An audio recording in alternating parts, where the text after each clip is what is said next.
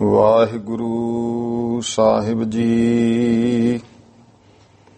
ਇੱਕ ਓੰਕਾਰ ਸਤਿਗੁਰ ਪ੍ਰਸਾਦ। ਸ੍ਰੀ ਨਾਨਕ ਅੰਗਦ ਗੁਰੂ ਅਮਰਦਾਸ ਪਦ ਬੰਦ। ਰਾਮਦਾਸ ਅਰਜਨ ਗੁਰੂ ਬਰ ਸ੍ਰੀ ਹਰਗੋਬਿੰਦ। ਹਰੀ ਰਾਏ ਹਰ ਕ੍ਰਿਸ਼ਨ ਗੁਰ ਤੇਗ ਬਹਾਦਰ ਚੰਦ।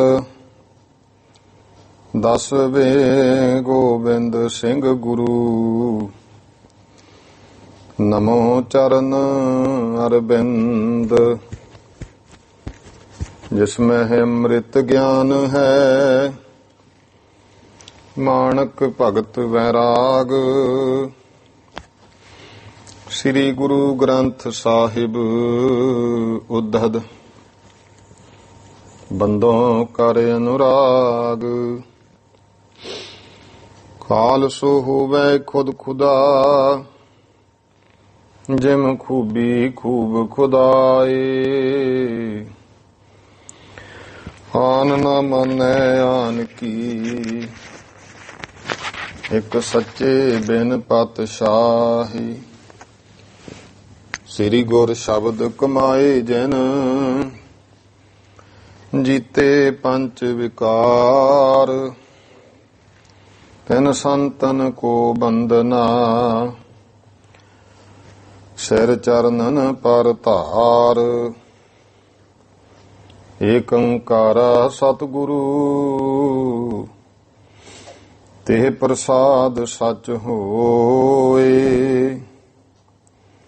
ਵਾਹਿਗੁਰੂ ਜੀ ਕੀ ਫਤਿਹ। ਵਿਘਨ ਵਿਨਾਸ਼ਨ ਸੋਏ। ਵਾਹਿਗੁਰੂ ਜੀ ਕਾ ਖਾਲਸਾ ਵਾਹਿਗੁਰੂ ਜੀ ਕੀ ਫਤਿਹ। ਗੁਰੂ ਗਰੀਬ ਨਵਾਜ ਚਵਰ ਤਖਤ ਦੇ ਮਾਲਕ ਜੁਗੋ ਜੁਗ ਅਟਲ ਦਸਾਂ ਪਾਤਸ਼ਾਹੀਆਂ ਦੀ ਆਤਮਿਕ ਜੋਤ। ਧੰਨ ਧੰਨ ਸ੍ਰੀ ਗੁਰੂ ਗ੍ਰੰਥ ਸਾਹਿਬ ਜੀ ਮਹਾਰਾਜ। ਗੁਰੂ ਸਾਹਿਬ ਜੀ ਦੀ ਕਿਰਪਾ ਬਖਸ਼ਿਸ਼ ਹੋਈ ਹੈ ਜੋ ਮਹਾਰਾਜ ਨੇ ਸ਼ਾਮ ਦੇ ਸਮੇਂ ਆਪਾਂ ਨੂੰ ਭਾਈ ਹਰ ਰੋਜ਼ ਦੀ ਤਰ੍ਹਾਂ ਸਾਤਸੰਗ ਘੜੀਆਂ ਬਖਸ਼ਿਸ਼ ਕੀਤੀਆਂ ਹਨ। ਦੂਜੇ ਪਾਤਸ਼ਾਹ ਸ੍ਰੀ ਗੁਰੂ ਅੰਗਦ ਦੇਵ ਮਹਾਰਾਜ ਜੀ ਦੀ ਅੰਸ਼ ਬੰਸ਼ ਉਹਨਾਂ ਦੀ 12ਵੀਂ ਪੀੜ੍ਹੀ ਦੇ ਵਿੱਚ ਪੈਦਾ ਹੋਏ ਮਹਾਨ ਵਿਦਵਾਨ ਸ੍ਰੀਮਾਨ ਕਵੀ ਸੰਤਰੇਣ ਪ੍ਰੇਮ ਸਿੰਘ ਜੀ, ਜਿਨ੍ਹਾਂ ਨੇ ਗੁਰਮੁਖੋ ਦਸਾਂ ਪਾਤਸ਼ਾਹੀਆਂ ਦਾ ਇਤਿਹਾਸ ਜੋ ਕਿ ਗੁਰਮਤਿ ਗੁਰਬਾਣੀ ਦੀ ਕਸਵੱਟੀ ਪਰ ਸੰਖੇਪ ਰੂਪ ਦੇ ਵਿੱਚ ਲਿਖਣਾ ਕੀਤਾ ਹੈ, ਉਸ ਦੀ ਲੜੀਵਾਰ ਜੋ ਕਥਾ ਚੱਲ ਰਹੀ ਹੈ। ਪਹਿਲੇ ਪਾਤਸ਼ਾਹ ਸ੍ਰੀ ਗੁਰੂ ਨਾਨਕ ਦੇਵ ਮਹਾਰਾਜ ਜੀ ਦਾ ਜੀਵਨ ਪ੍ਰਸੰਗ ਇਸ ਗ੍ਰੰਥ ਦੇ ਉਹਨਾਂ ਦਸਾਂ ਪਾਤਸ਼ਾਹੀਆਂ ਦੇ ਇਤਿਹਾਸ ਨੂੰ 10 ਮਹੱਲਿਆਂ ਦਾ ਰੂਪ ਕਿਹਾ। ਤੇ ਜਿਵੇਂ ਇੱਕ ਮਹੱਲੇ ਦੇ ਵਿੱਚ ਘਰ ਹੁੰਦੇ ਨੇ, ਸ਼ਹਿਰਾਂ ਵਿੱਚ ਮਹੱਲੇ ਹੁੰਦੇ ਆ, ਕਿਉਂਕਿ ਗਿਆਨੀ ਜੀ ਸੰਤਰੇਣ ਜੀ ਸ੍ਰੀ ਅੰਮ੍ਰਿਤਸਰ ਸਾਹਿਬ ਰਹੇ ਆ, ਇਸ ਕਰਕੇ ਉੱਥੇ ਸ਼ਹਿਰ ਸੀ ਵੱਡਾ ਤੇ ਮਹੱਲੇ ਸਨ। ਜਿਵੇਂ ਆਪਣੇ ਪਿੰਡ ਨੇ ਗੁਰਮੁਖੋਂ, ਪਿੰਡਾਂ ਜਿੱਡੇ ਜਿੱਡੇ ਸ਼ਹਿਰਾਂ ਵਿੱਚ ਮਹੱਲੇ ਏਦੋਂ ਵੀ ਵੱਡੇ ਵੱਡੇ ਹੁੰਦੇ ਆ। ਫਿਰ ਉਹ ਮਹੱਲੇ ਵਿੱਚ ਘਰ ਹੁੰਦੇ ਨੇ। ਜਿਵੇਂ ਪਿੰਡਾਂ 'ਚ ਹੁਣ ਇੱਕ ਪਿੰਡ ਹੋ ਗਿਆ, ਪਿੰਡ 'ਚ ਅੱਗੇ ਕਿੰਨੇ ਘਰ ਹੋ ਗਏ। ਇਸ ਤਰ੍ਹਾਂ ਉਹਨਾਂ ਨੇ 10 ਮਹੱਲੇ ਰੂਪ ਕਿਹਾ ਵੀ ਇਹ ਗੁਰਪੁਰੀ ਸਾਰਾ ਜਿਹੜਾ ਗ੍ਰੰਥ ਹੈ ਇਹ ਗੁਰੂ ਦੀ ਇੱਕ ਪੁਰੀ ਹੈ। ਵੀ ਮੰਨ ਲਓ ਜਿਵੇਂ ਅੰਮ੍ਰਿਤਸਰ ਸ਼ਹਿਰ ਹੈ, ਫਿਰ ਸ਼ਹਿਰ ਦੇ ਵਿੱਚ ਮਹੱਲੇ ਹੋ ਗਏ, ਜਾਂ ਹੁਣ ਅੱਜ ਕੱਲ ਵਾਰਡ ਕਹਿ ਦਿੰਦੇ ਆ, ਤੇ ਉਹਨਾਂ ਦੇ ਵਿੱਚ ਫਿਰ ਅੱਗੇ ਗੁਰਮੁਖੋ ਘਰ ਹੋ ਜਾਂਦੇ ਆ। ਇਹ ਜੋ ਗ੍ਰੰਥ ਹੈ ਇਹ ਇੱਕ ਗੁਰੂਪੁਰੀ ਬਣ ਗਈ, ਗੁਰੂ ਕਾ ਸ਼ਹਿਰ। ਇਹਦੇ ਵਿੱਚ ਉਹਨਾਂ ਨੇ 10 ਪਾਤਸ਼ਾਹੀਆਂ ਦਾ ਜੋ ਇਤਿਹਾਸ ਹੈ ਇਹ 10 ਮਹੱਲੇ ਕਿਹਾ। ਫਿਰ ਅੱਗੇ ਜਿਹੜੇ ਪ੍ਰਸੰਗ ਆ ਜਾਂਦੇ ਨੇ ਇੱਕ ਇੱਕ ਮਹੱਲੇ ਵਿੱਚ, ਉਹਨਾਂ ਨੂੰ ਘਰ ਰੂਪ ਦਿੱਤਾ ਹੈ। ਭਾਵੇਂ ਕਿ ਉਹ ਇੱਕ ਘਰ ਦੇ ਵਿੱਚ 2 ਪ੍ਰਸੰਗ ਜਾਂ 3 ਵੀ ਦੇ ਦਿੰਦੇ ਆ। ਕਿਸੇ ਭਾਈ ਘਰ ਵਿੱਚ ਜੇ ਪ੍ਰਸੰਗ ਲਮੇਰਾ ਹੈ ਇੱਕ ਹੈ। ਇਸ ਲੜੀ ਤਹਿਤ ਆਪਾਂ ਕੱਲ ਨਾਮਮੋ ਮੰਦਰ ਹੈ 9ਵੇਂ ਘਰ ਤੱਕ ਜਿਹੜਾ ਇਤਿਹਾਸ ਹੈ ਉਹ ਸਰਵਣ ਕੀਤਾ ਹੈ, ਜਿਹਦੇ ਵਿੱਚ ਇਹ ਪ੍ਰਸੰਗ ਆਪ ਜੀ ਨੇ ਸੁਣਿਆ ਹੈ ਕਿਵੇਂ ਸਰਪ ਨੇ ਛਾਂ ਕਰਨੀ। ਫਿਰ ਗੁਰਮੁਖੋ ਕਿਸ ਤਰ੍ਹਾਂ ਦੇਖੋ ਦਰਖਤ ਸੀ ਜਿਹਦੀ ਛਾਂ ਨਹੀਂ ਢਲੀ, ਇਤਿਆਦਿਕ ਪ੍ਰਸੰਗ। ਤੇ ਵੈਦ ਬੁਲਾਇਆ, ਵੈਦਗੀ ਹਰਦਾਸ ਵੈਦ, ਉਹਨੂੰ ਕਿਵੇਂ ਉਪਦੇਸ਼ ਦਿੱਤਾ। ਰਾਏ ਬਲਾਰ ਦੀ ਕਿਵੇਂ ਸ਼ਰਧਾ ਮਹਾਰਾਜ ਤੇ ਵਧੀ ਹੈ।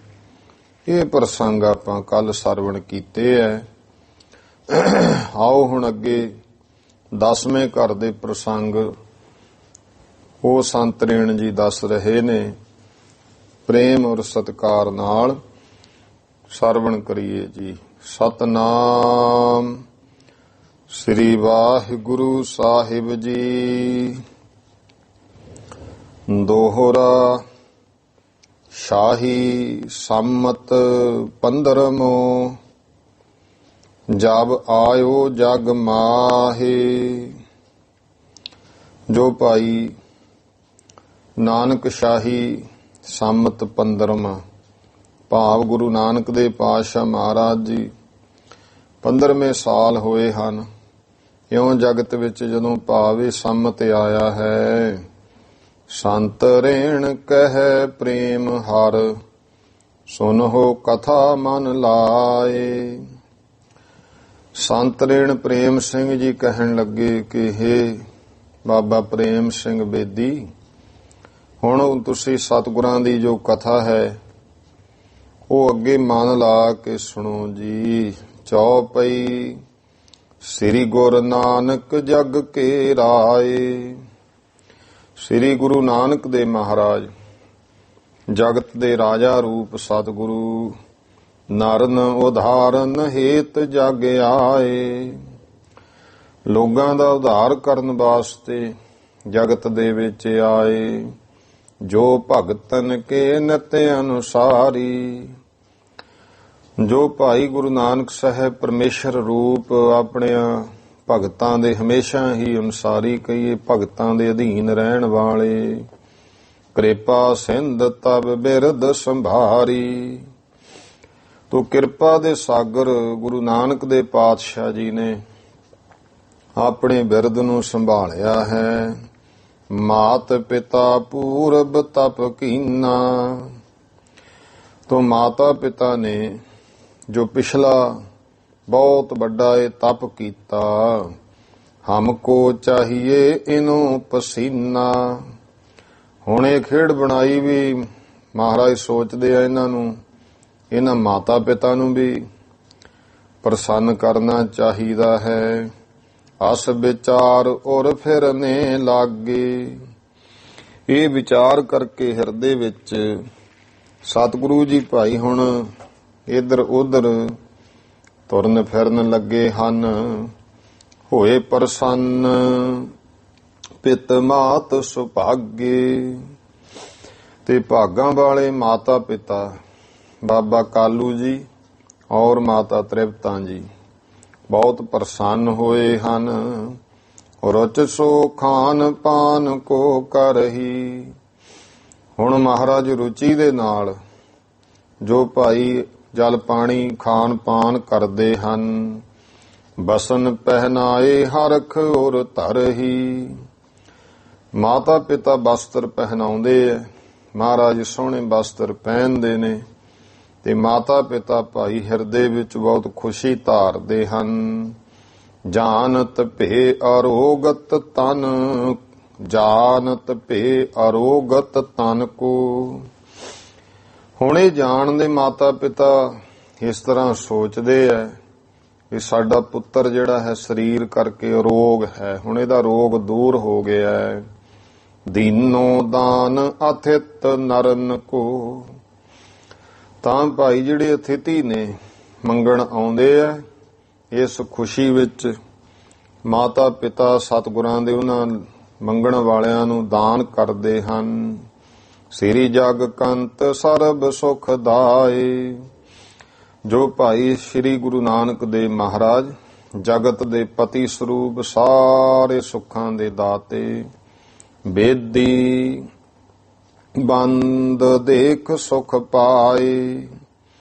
ਜਿੰਨੇ ਵੀ ਬੇਦੀ ਬੰਸ, ਇੱਥੇ ਬੰਦ ਲਿਖਿਆ ਤੇ ਬੰਸ, ਵੇਦ ਬੰਸ ਦੇ ਜਿੰਨੇ ਵੀ ਹੈ ਸਾਰੇ ਹੀ ਸਤਿਗੁਰਾਂ ਨੂੰ ਦੇਖ ਕੇ ਹੁਣ ਖੁਸ਼ ਹੁੰਦੇ ਆ, ਸੁਖ ਪਾਉਂਦੇ ਹਨ। ਬਦਨ ਸਦਨ ਸਭ ਪੁਨ ਪੁਨ ਦੇਖੈ ਹੈ। ਸਤਿਗੁਰਾਂ ਦੇ ਭਾਈ ਸੋਹਣੇ ਸਰੂਪ ਮੁਖ ਨੂੰ ਜੋ ਭਾਈ ਬਦਨ ਸਦਨ ਸਭ ਜਿੰਨੇ ਵੀ ਇਹ ਘਰ ਵਿੱਚ ਆ ਕੇ ਮਹਾਰਾਜ ਨੂੰ ਬਾਰ-ਬਾਰ ਦੇਖਦੇ ਹਨ। ਵੱਡ ਭਾਗੀ ਲਖ ਆਪ ਬਸਿਖੈ ਹੈ। ਤੇ ਆਪਣੇ ਆਪ ਨੂੰ ਵਿਸ਼ੇਸ਼ ਕਰਕੇ ਮਹਾਰਾਜ ਦੇ ਦਰਸ਼ਨ ਕਰਕੇ ਵੱਡੇ ਭਾਗਾਂ ਵਾਲੇ ਜਾਣਦੇ ਨੇ। ਗਿਆਤਨ ਕੀ ਪੰਗਤ ਤਬ ਮੂਲਾ। ਇੱਥੇ ਮੂਲਾ ਦਾ ਅਰਥ ਹੈ ਮੁੱਢ, ਮੂਲ, ਜਿਵੇਂ ਆਪਾਂ ਜੜ ਕਹਿ ਦਿੰਦੇ ਹਾਂ, ਮੂਲ ਮੁੱਢ। ਗਿਆਤਨ ਕੀ ਪੰਗਤ ਜਬ ਮੂਲਾ। ਹਾਂ, ਜਦੋਂ ਭਾਈ ਗਿਆਤਨ ਕਹੀਏ ਜਿਹੜੇ ਸਾਖ ਸੰਬੰਧੀ ਹੈ, ਕੋਈ ਰਿਸ਼ਤੇਦਾਰ ਹਨ, ਇਉਂ ਉਹਨਾਂ ਦੀ ਪੰਗਤ ਵਿੱਚ ਉਹਨਾਂ ਦੇ ਕੋਲ ਜਦੋਂ ਮੂਲ ਸਰੂਪ ਸਤਿਗੁਰੂ ਪਾਤਸ਼ਾਹ ਮਹਾਰਾਜ ਬੈਸੈ ਭੇ ਕਾਲੂ ਅਨਕੂਲਾ, ਇਉਂ ਬੈਠਦੇ ਹਨ। ਬਾਬਾ ਕਾਲੂ ਜੀ ਦੇ ਅਨੁਕੂਲ ਹੋ ਕੇ ਕੋਲ ਬੈਠਦੇ ਨੇ। ਲੋਕ ਕਰੀਤ ਮਿਲਣ ਪੁਨ ਬੋਲਣ। ਜੋ ਲੋਕ ਕਰੀਤਾਂ ਨੇ ਉਹ ਮਿਲਦੇ ਐ ਸਤਿਗੁਰੂ ਸਭ ਨੂੰ, ਸਭ ਨਾਲ ਗੱਲਬਾਤ ਕਰਦੇ। ਕਰ ਹੀ ਸਭ ਬਿਦ ਪੁਨ ਡੋਲਣ। ਇਉਂ ਸਭ ਤਰ੍ਹਾਂ ਕਰਕੇ ਸਾਰੇ ਕਾਰਜ ਕਰ ਰਹੇ ਨੇ। ਪੁਨ ਡੋਲਣ, ਇਉਂ ਫਿਰ ਭਾਈ ਫਿਰਨਾ ਤੁਰਨਾ ਹੀ ਡੋਲਣ ਦਾ ਭਾਵ ਇੱਥੇ ਇਹ ਹੈ। ਤੇ ਫਿਰ ਇਧਰ ਉਧਰ ਮਹਾਰਾਜ ਜਾਂਦੇ ਹਨ। ਸੁੰਦਰ ਸੋਭਤ ਬੈਸ ਕਸ਼ੋਰਾ। ਮਹਾਰਾਜ ਬਹੁਤ ਸੁੰਦਰ ਸ਼ੋਭਦੇ ਨੇ। ਕਿਸ਼ੋਰ, ਕਿਸ਼ੋਰ ਅਵਸਥਾ ਹੁੰਦੀ ਹੈ ਵੀ ਬਚਪਨ ਤੋਂ ਅੱਗੇ ਲੰਘ ਜਾਣਾ। ਜਿਵੇਂ ਇਹ 14, 15 ਤੇ 16 ਸਾਲ, ਇਹ 15 ਤੇ 16 ਸਾਲ ਗੁਰਮੁਖੋ ਕਿਸ਼ੋਰ ਅਵਸਥਾ ਕਿਹਾ ਹੈ। ਇਹ ਉਮਰ ਕਿਸ਼ੋਰ ਦੀ ਭਾਵ ਕਿਸ਼ੋਰ ਅਵਸਥਾ ਹੈ। ਗਿਰਾ ਮਿਰਦੁਲ ਮਦਰੀ ਚਿਤ ਚੋਰਾ। ਸਤਿਗੁਰਾਂ ਦੇ ਜਿਹੜੇ ਬੋਲ ਬਚਨ ਨੇ ਗਿਰਾ ਮਿਰਦੁਲ, ਬੜੇ ਕੋਮਲ ਹੈ। ਮਦਰੀ ਕਹੀਏ ਮਿੱਠੇ ਹੈ। ਚਿਤ ਚੋਰਾ, ਚਿਤ ਨੂੰ ਚੁਰਾਉਣ ਵਾਲੇ ਨੇ। ਇੱਕ ਦਿਨ ਸ੍ਰੀ ਕਾਲੂ ਗ੍ਰਹਿ ਆਏ। ਇੱਕ ਦਿਨ ਬਾਬਾ ਕਾਲੂ ਜੀ ਰਾਏ ਬੁਲਾਰ ਕੋਲੋਂ ਵਾਪਸ ਜਦੋਂ ਘਰ ਆਏ, ਸ੍ਰੀ ਨਾਨਕ ਕੋ ਨਿਕਟ ਬੁਲਾਏ। ਸ੍ਰੀ ਗੁਰੂ ਨਾਨਕ ਦੇਵ ਜੀ ਮਹਾਰਾਜ ਨੂੰ ਬਾਬਾ ਕਾਲੂ ਜੀ ਨੇ ਕੋਲ ਸੱਦਿਆ। ਸਤ ਨਾਨਕ ਤੂੰ ਏਕ ਹਮਾਰੇ। ਕਹਿਣ ਲੱਗੇ, ਹੈ ਪੁੱਤਰ ਨਾਨਕ, ਤੂੰ ਸਾਡਾ ਇੱਕੋ ਇੱਕ ਪੁੱਤਰ ਹੈ। ਨਹਿ ਦੂਸਰ ਕੋ ਕਾਜ ਸੰਭਾਰੇ। ਕੋਈ ਹੋਰ ਦੂਜਾ ਪੁੱਤਰ ਨਹੀਂ ਹੈ ਜਿਹੜਾ ਕੋਈ ਇਸ ਤਰ੍ਹਾਂ ਇਸ ਕਾਰਜ ਨੂੰ, ਜਿਹੜਾ ਮੈਂ ਕੰਮਕਾਰ ਕਰਦਾ, ਘਰ ਦੇ ਕੰਮ ਨੇ, ਕੋਈ ਹੋਰ ਸੰਭਾਲ ਸਕੇ। ਤੁਮਨੇ ਤਜ ਦੀਨੋ ਅਸ ਰੀਤੂ। ਤੁਸੀਂ ਇਹ ਜਿਹੜੀਆਂ ਐਸੀਆਂ ਰੀਤਾਂ ਨੇ ਘਰ ਦੇ ਕੰਮਾਂ ਕਾਰਾਂ ਦੀਆਂ, ਇਹ ਪੁੱਤਰ ਜੀ, ਉਹ ਤੁਸੀਂ ਛੱਡ ਦਿੱਤੀਆਂ ਹਨ। ਜਾਂ ਬੈਰਾਗ ਦ੍ਰਿੜ ਹੋਤ ਅਤੀਤੂ। ਤੁਸੀਂ ਤਾਂ ਇਉਂ ਬਰਾਗ ਜੇ ਦੇ ਵਿੱਚ ਹੋ ਗਏ ਜਿਵੇਂ ਅਤੀਤ।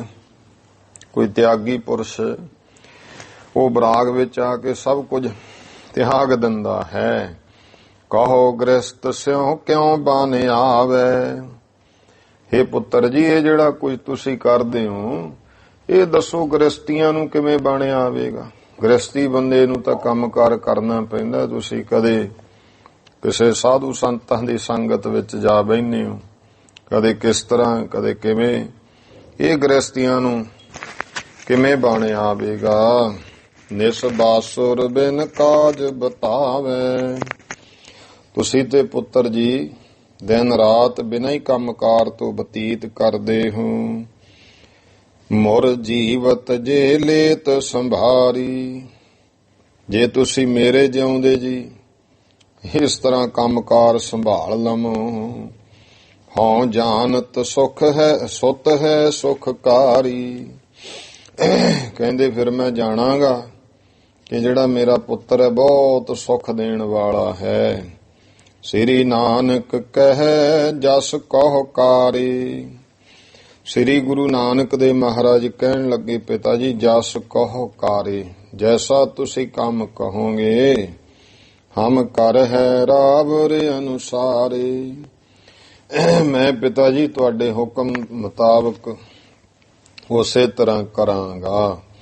ਜਿਉ ਪਿਤ ਜੀ ਅੰਬ ਦੇਤ ਰਜਾਈ। ਜਿਵੇਂ ਪਿਤਾ ਜੀ ਤੁਸੀਂ ਮੈਨੂੰ ਹੁਕਮ ਦੇਵੋ ਤਿਉ ਕਰਹੂੰ ਮਨ ਪ੍ਰੀਤ ਲਗਾਈ। ਉਸੇ ਤਰ੍ਹਾਂ ਮੈਂ ਮਨ ਵਿੱਚ ਪ੍ਰੀਤ ਲਾ ਕੇ ਕਾਰਜ ਕਰਾਂਗਾ। ਉਚਿਤ ਕਰਨ ਕੇ ਮੋਹ ਕੋ ਜੋ ਕੋਈ ਵੀ ਮੇਰੇ ਲਈ ਕਰਨ ਵਾਸਤੇ ਉਚਿਤ ਹੈ। ਅਬ ਕਹੀਏ ਕਰਹੂੰ ਮੈਂ ਸੋ। ਉਹ ਪਿਤਾ ਜੀ ਹੁਣ ਤੁਸੀਂ ਮੈਨੂੰ ਦੱਸ ਦਿਓ, ਮੈਂ ਉਸੇ ਤਰ੍ਹਾਂ ਕਰ ਦਿੰਦਾ ਹਾਂ। ਮਿਰਦੁਲ ਮਧੁਰ ਨਿਮਰ ਸੁਨ ਬਾਣੀ। ਕੋਮਲ ਮਿੱਠੇ ਤੇ ਨਿਮਰਤਾ ਵਾਲੇ ਇਹ ਬਚਨ ਸੁਣ ਕੇ ਭੀ ਕਾਲੂ ਕੇ ਮਨ ਸੁਖ ਦਾਨੀ। ਇਉਂ ਕਾਲੂ ਦੇ ਜਿਹੜਾ ਮਨ ਵਿੱਚ ਵੀ ਭਾਈ ਸੁਖ ਆਇਆ ਹੈ। ਕਹੋ ਪੁੱਤਰ ਸ੍ਰੀ ਨਾਨਕ ਪਿਆਰੇ। ਕਹਿਣ ਲੱਗਿਆ, ਹੇ ਪੁੱਤਰ ਪਿਆਰੇ ਨਾਨਕ ਐਸੀ ਕਰੋ ਅਬਹਿ ਤੁਮ ਕਾਰੇ। ਹੁਣ ਤੁਸੀਂ ਇਉਂ ਕਰੋ, ਫਿਰ ਇਸ ਤਰ੍ਹਾਂ ਦਾ ਕੋਈ ਕੰਮ ਕਰੋ। ਤੁਮਰੋ ਪਿਆਰਾ ਸੰਧੂ ਬਾਲਾ, ਜਿਹੜਾ ਤੁਹਾਡੇ ਨਾਲ ਬਹੁਤ ਪਿਆਰ ਕਰਦਾ ਹੈ। ਉਮਰ ਵਿੱਚ ਭਾਈ ਬਾਲਾ ਜੀ ਸਤਿਗੁਰਾਂ ਤੋਂ ਵੱਡੇ ਸਨ। ਸੰਧੂ ਗੋਤ ਸੀ, ਜ਼ਿਮੀਂਦਾਰ ਜੱਟ ਪਰਿਵਾਰ ਵਿੱਚੋਂ ਸੀ ਭਾਈ ਬਾਲਾ ਜੀ। ਤੇ ਹੁਣ ਤਾਂ ਆ ਕੁਝ ਨਵੀਨ ਪ੍ਰਚਾਰਕ ਉਹ ਕਹਿੰਦੇ ਜੀ ਬਾਲਾ ਨਾਂ ਦਾ ਤਾਂ ਕੋਈ ਹੋਇਆ ਹੀ ਨਹੀਂ ਹੈ, ਉਹੀ ਚੱਕ ਤੱਕ ਮੁਨਕਰ ਹੀ ਹੋ ਗਏ। ਰੱਦ ਕਰਨੀ ਸੀ ਉਹਨਾਂ ਨੇ ਜਨਮ ਸਾਖੀ, ਤੇ ਫਿਰ ਉਹਨਾਂ ਆਖਿਆ ਵੀ ਜੇ ਜਨਮ ਸਾਖੀ ਨੂੰ ਆਪਾਂ ਰੱਦ ਕਰਨਾ ਇਹ ਤੋਂ ਮੰਨਣ ਤੋਂ ਇਨਕਾਰੀ ਹੋਣਾ ਕਿਉਂ, ਤਾਂ ਫਿਰ ਇਹਦੇ ਲਿਖਾਰੀ ਨੂੰ ਹੀ ਆਪਾਂ ਮਨਫੀ ਕਰ ਦਿਓ, ਆਪਾਂ ਮੰਨਣੋਂ ਹੀ ਅੜ ਜਾਓ।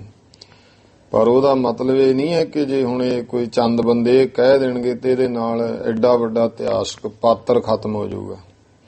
ਭਾਈ ਬਾਲਾ ਜੀ ਗੁਰਮੁਖੋ ਪ੍ਰਾਤਨ ਜਿੰਨੇ ਲਿਖਾਰੀ ਆ ਉਹਨਾਂ ਸਭ ਨੇ ਜ਼ਿਕਰ ਕੀਤਾ। ਤੇ ਐਵੇਂ ਹੁਣ ਉਹ ਕਮਲੇ ਤਾਂ ਹੈ ਨਹੀਂ ਸੀ, ਜਿੰਨੇ ਪੁਰਾਣੇ ਸੀ ਉਹ ਸਾਰੇ ਜ਼ਿਕਰ ਕਰੀ ਗਏ ਪ੍ਰਾਤਨ ਸਾਖੀਆਂ। ਹੁਣ ਇਹ ਨਵੀਂ ਜਿਹੜਾ ਕੰਮ ਹੈ ਅਸਲ ਵਿੱਚ ਜਿਹੜਾ ਹੈ ਨਾ, ਉਹ ਜਿਹੜੀ ਮਿਸ਼ਨਰੀ ਸੋਚ ਕਹਿ ਦਿੰਦੇ ਆ, ਇਹ ਪਤਾ ਨਹੀਂ ਕਿਉਂ ਇਹਨਾਂ ਦੇ ਅੰਦਰ ਕੀੜਾ ਬੜਿਆ, ਹਰ ਇੱਕ ਗੱਲ ਨੂੰ ਬਦਲਣਾ ਹੈ। ਬਸ ਉਹਨਾਂ ਨੂੰ ਇਹੀ ਲੱਗਦਾ ਹੈ ਕਿ ਇਹੀ ਵਿਦਵਤਾ ਹੈ। ਆਪਣਿਆਂ ਤੇ ਕਿੰਤੂ ਪਰੰਤੂ ਕਰੋ, ਇਤਿਹਾਸ ਤੇ 10ਵੇਂ ਪਾਤਸ਼ਾਹ ਦੀ ਬਾਣੀ ਤੇ ਫਿਰ ਆਪਾਂ ਵਿਦਵਾਨ ਹੈ। ਇਸ ਤਰ੍ਹਾਂ ਦਾ ਮੂਰਖ ਟੋਲਾ ਹੈ। ਅਸਲ ਵਿੱਚ ਇਹ ਕੋਈ ਪ੍ਰਚਾਰਕ ਨਹੀਂ ਹਨ, ਇਹ ਗੁਰਮੁਖੋ ਮਾਨਸਿਕ ਰੋਗੀ ਹੈ। ਤੇ ਜਦੋਂ ਮਾਨਸਿਕ ਰੋਗੀ ਤਾਂ ਕਈਆਂ ਦੇ ਦਿਮਾਗੀ ਸੱਟ ਲੱਗ ਜਾਂਦੀ ਹੈ, ਫਿਰ ਉਹ ਆਵਾ ਤਵਾ ਬੋਲਦੇ ਰਹਿੰਦੇ ਆ। ਤੇ ਆਪਾਂ ਕਹਿੰਦੇ ਵੀ ਕੋਈ ਨਹੀਂ, ਵਿਚਾਰੇ ਦਾ ਕੀ ਕਸੂਰ ਆ, ਹੁਣ ਇਹਦੇ ਮਨ ਨੂੰ ਸੱਟ ਲੱਗੀ, ਮਨ ਦਾ ਰੋਗੀ। ਇਹਨਾਂ ਲੋਕਾਂ ਨੂੰ ਵੇਖ ਕੇ ਗੁੱਸਾ ਵੀ ਆਉਂਦਾ ਹੈ ਜਦੋਂ ਇਸ ਤਰ੍ਹਾਂ ਦਾ ਕੁਝ ਬੋਲਦੇ, ਫਿਰ ਤਰਸ ਵੀ ਆਉਂਦਾ ਹੈ। ਇਹ ਮਾਨਸਿਕ ਰੋਗੀ ਨੇ। ਮਹਾਰਾਜ ਅੱਗੇ ਬੇਨਤੀ, ਸੱਚੇ ਪਾਤਸ਼ਾਹ ਵੀ ਇਹਨਾਂ ਨੂੰ ਵੀ ਸਮੱਤ ਦੇ। ਤੋ ਇਹ ਇਤਿਹਾਸ ਹੁਣ ਜਿਹੜੇ ਸੈਂਕੜੇ ਸਾਲ ਪਹਿਲਾਂ ਲਿਖੇ ਗ੍ਰੰਥ, ਉਹਨਾਂ ਦੇ ਵਿੱਚ ਸਭ 'ਚ ਜ਼ਿਕਰ ਹੈ ਭਾਈ ਬਾਲਾ ਜੀ, ਜੋ ਭਾਈ ਬਾਲਾ ਸੰਧੂ ਗੁਰੂ ਪਾਤਸ਼ਾਹ ਮਹਾਰਾਜ ਨੂੰ ਸਤਿਗੁਰਾਂ ਦਾ ਪਿਤਾ ਕਹਿਣ ਲੱਗਿਆ ਵੀ ਜੋ ਤੁਹਾਡੇ ਪਿਆਰੇ ਬਾਲਾ ਸੰਧੂ ਜੀ ਹਨ,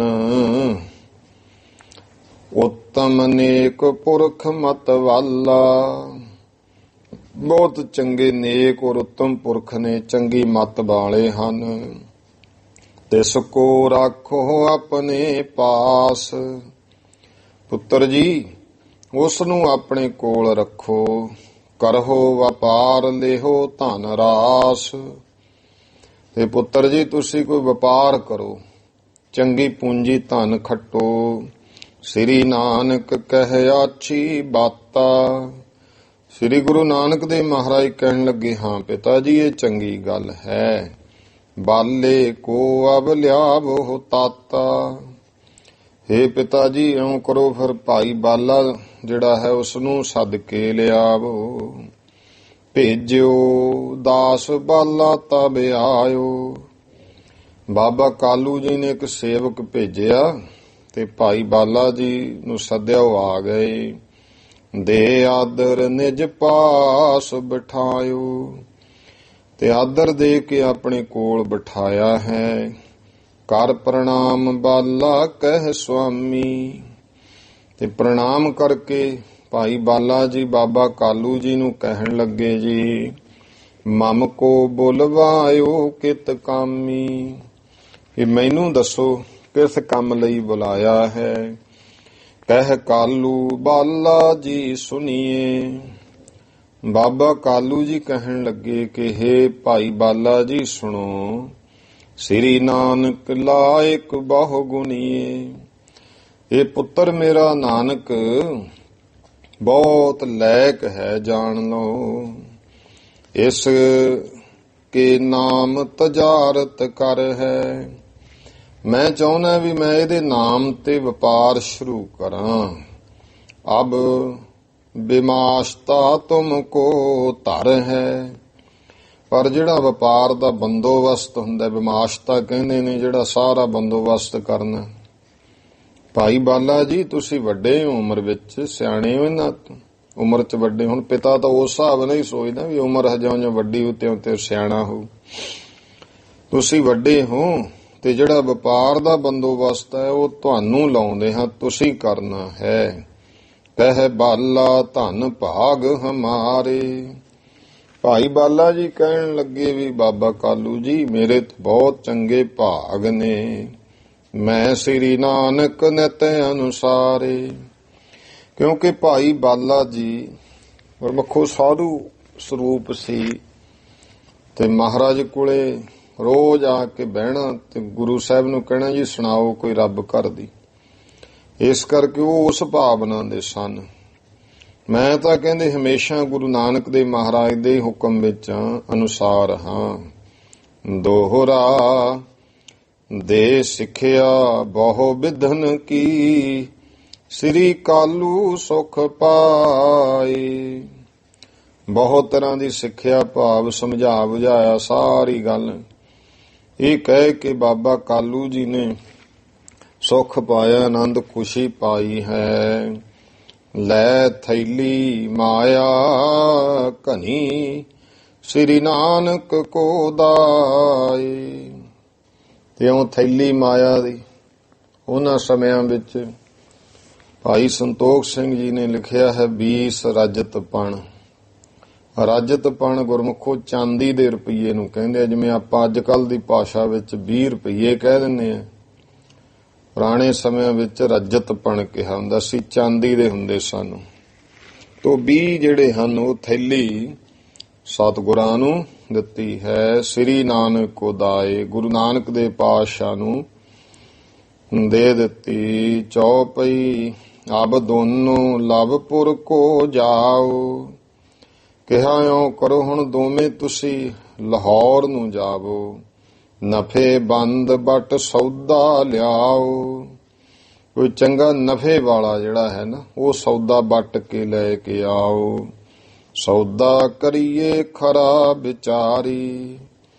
ਇਹ ਕਿਹਾ ਪੁੱਤਰ ਜੀ, ਇਹ ਗੱਲ ਵਿਚਾਰ ਲਓ ਵੀ ਸੌਦਾ ਖਰਾ ਕਰਨਾ ਹੈ। ਜਿਵੇਂ ਹੁਣ ਆਪਾਂ ਸੱਚਾ ਸੌਦਾ ਕਹਿੰਦੇ, ਪੁਰਾਣੇ ਗ੍ਰੰਥਾਂ ਵਿੱਚ ਖਰਾ ਸੌਦਾ ਕਿਹਾ ਹੈ। ਖਰਾ ਸੌਦਾ ਤੁਸੀਂ ਕਰਨਾ ਹੈ। ਲਾਭਵੰਤ ਹੋਵੇ ਬਹੁ ਭਾਰੀ। ਉਹ ਸੌਦਾ ਕਰਨਾ ਜਿਹੜਾ ਬਹੁਤ ਜ਼ਿਆਦੇ ਲਾਭ ਵਾਲਾ ਹੋਵੇ। ਘੋੜੀ ਚੜ ਚਾਲੇ ਗੁਰਨ ਮੰਦਰ। ਗੁਣਾਂ ਦੇ ਘਰ ਸਤਿਗੁਰੂ ਜੀ ਘੋੜੀ ਤੇ ਅਸਵਾਰ ਹੋਏ ਚੱਲ ਪਏ। ਬਾਲਾ ਸੋ ਭਾਖੇ ਬਚ ਸੁੰਦਰ। ਭਾਈ ਬਾਲੇ ਨੂੰ ਸੋਹਣੇ ਸੁੰਦਰ ਰਸਤੇ ਵਿੱਚ ਬਚਨ ਕਹਿੰਦੇ ਜਾਂਦੇ ਹਨ। ਭਗਤ ਵਿਰਾਗ ਗਿਆਨ ਗੁਣ ਸਾਨੀ। ਉਹ ਬਚਨ ਜਿਹੜੇ ਭਗਤੀ, ਵਿਰਾਗ, ਗਿਆਨ ਔਰ ਸ਼ੁਭ ਗੁਣਾਂ ਨਾਲ ਭਿੱਜੇ ਨੇ। ਬਾਲਾ ਸੋ ਬਹੁ ਕਹਿਤ ਕਹਾਣੀ। ਇਸ ਤਰ੍ਹਾਂ ਭਾਈ ਬਾਲਾ ਜੀ ਨੂੰ ਬਹੁਤ ਭਗਤੀ, ਗਿਆਨ, ਵਿਰਾਗ ਦੀਆਂ ਕਹਾਣੀਆਂ ਮਹਾਰਾਜ ਸੁਣਾਉਂਦੇ ਜਾਂਦੇ ਹਨ। ਰਾਮ ਨਗਰ ਮਾਰਗ ਮੈਂ ਜੇਤੇ। ਤੇ ਰਾਮ ਨਗਰ ਜਿਹੜਾ ਨਗਰ ਹੈ, ਉਸ ਦੇ ਰਸਤੇ ਤੇ ਸਹਿਜ ਸਹਿਜ ਉਲੰਘੇ ਸਭ ਤੇਤੇ। ਹੌਲੀ ਹੌਲੀ ਭਾਈ ਉਹ ਸਾਰਾ ਰਸਤਾ ਉਹ ਲੰਘ ਗਏ।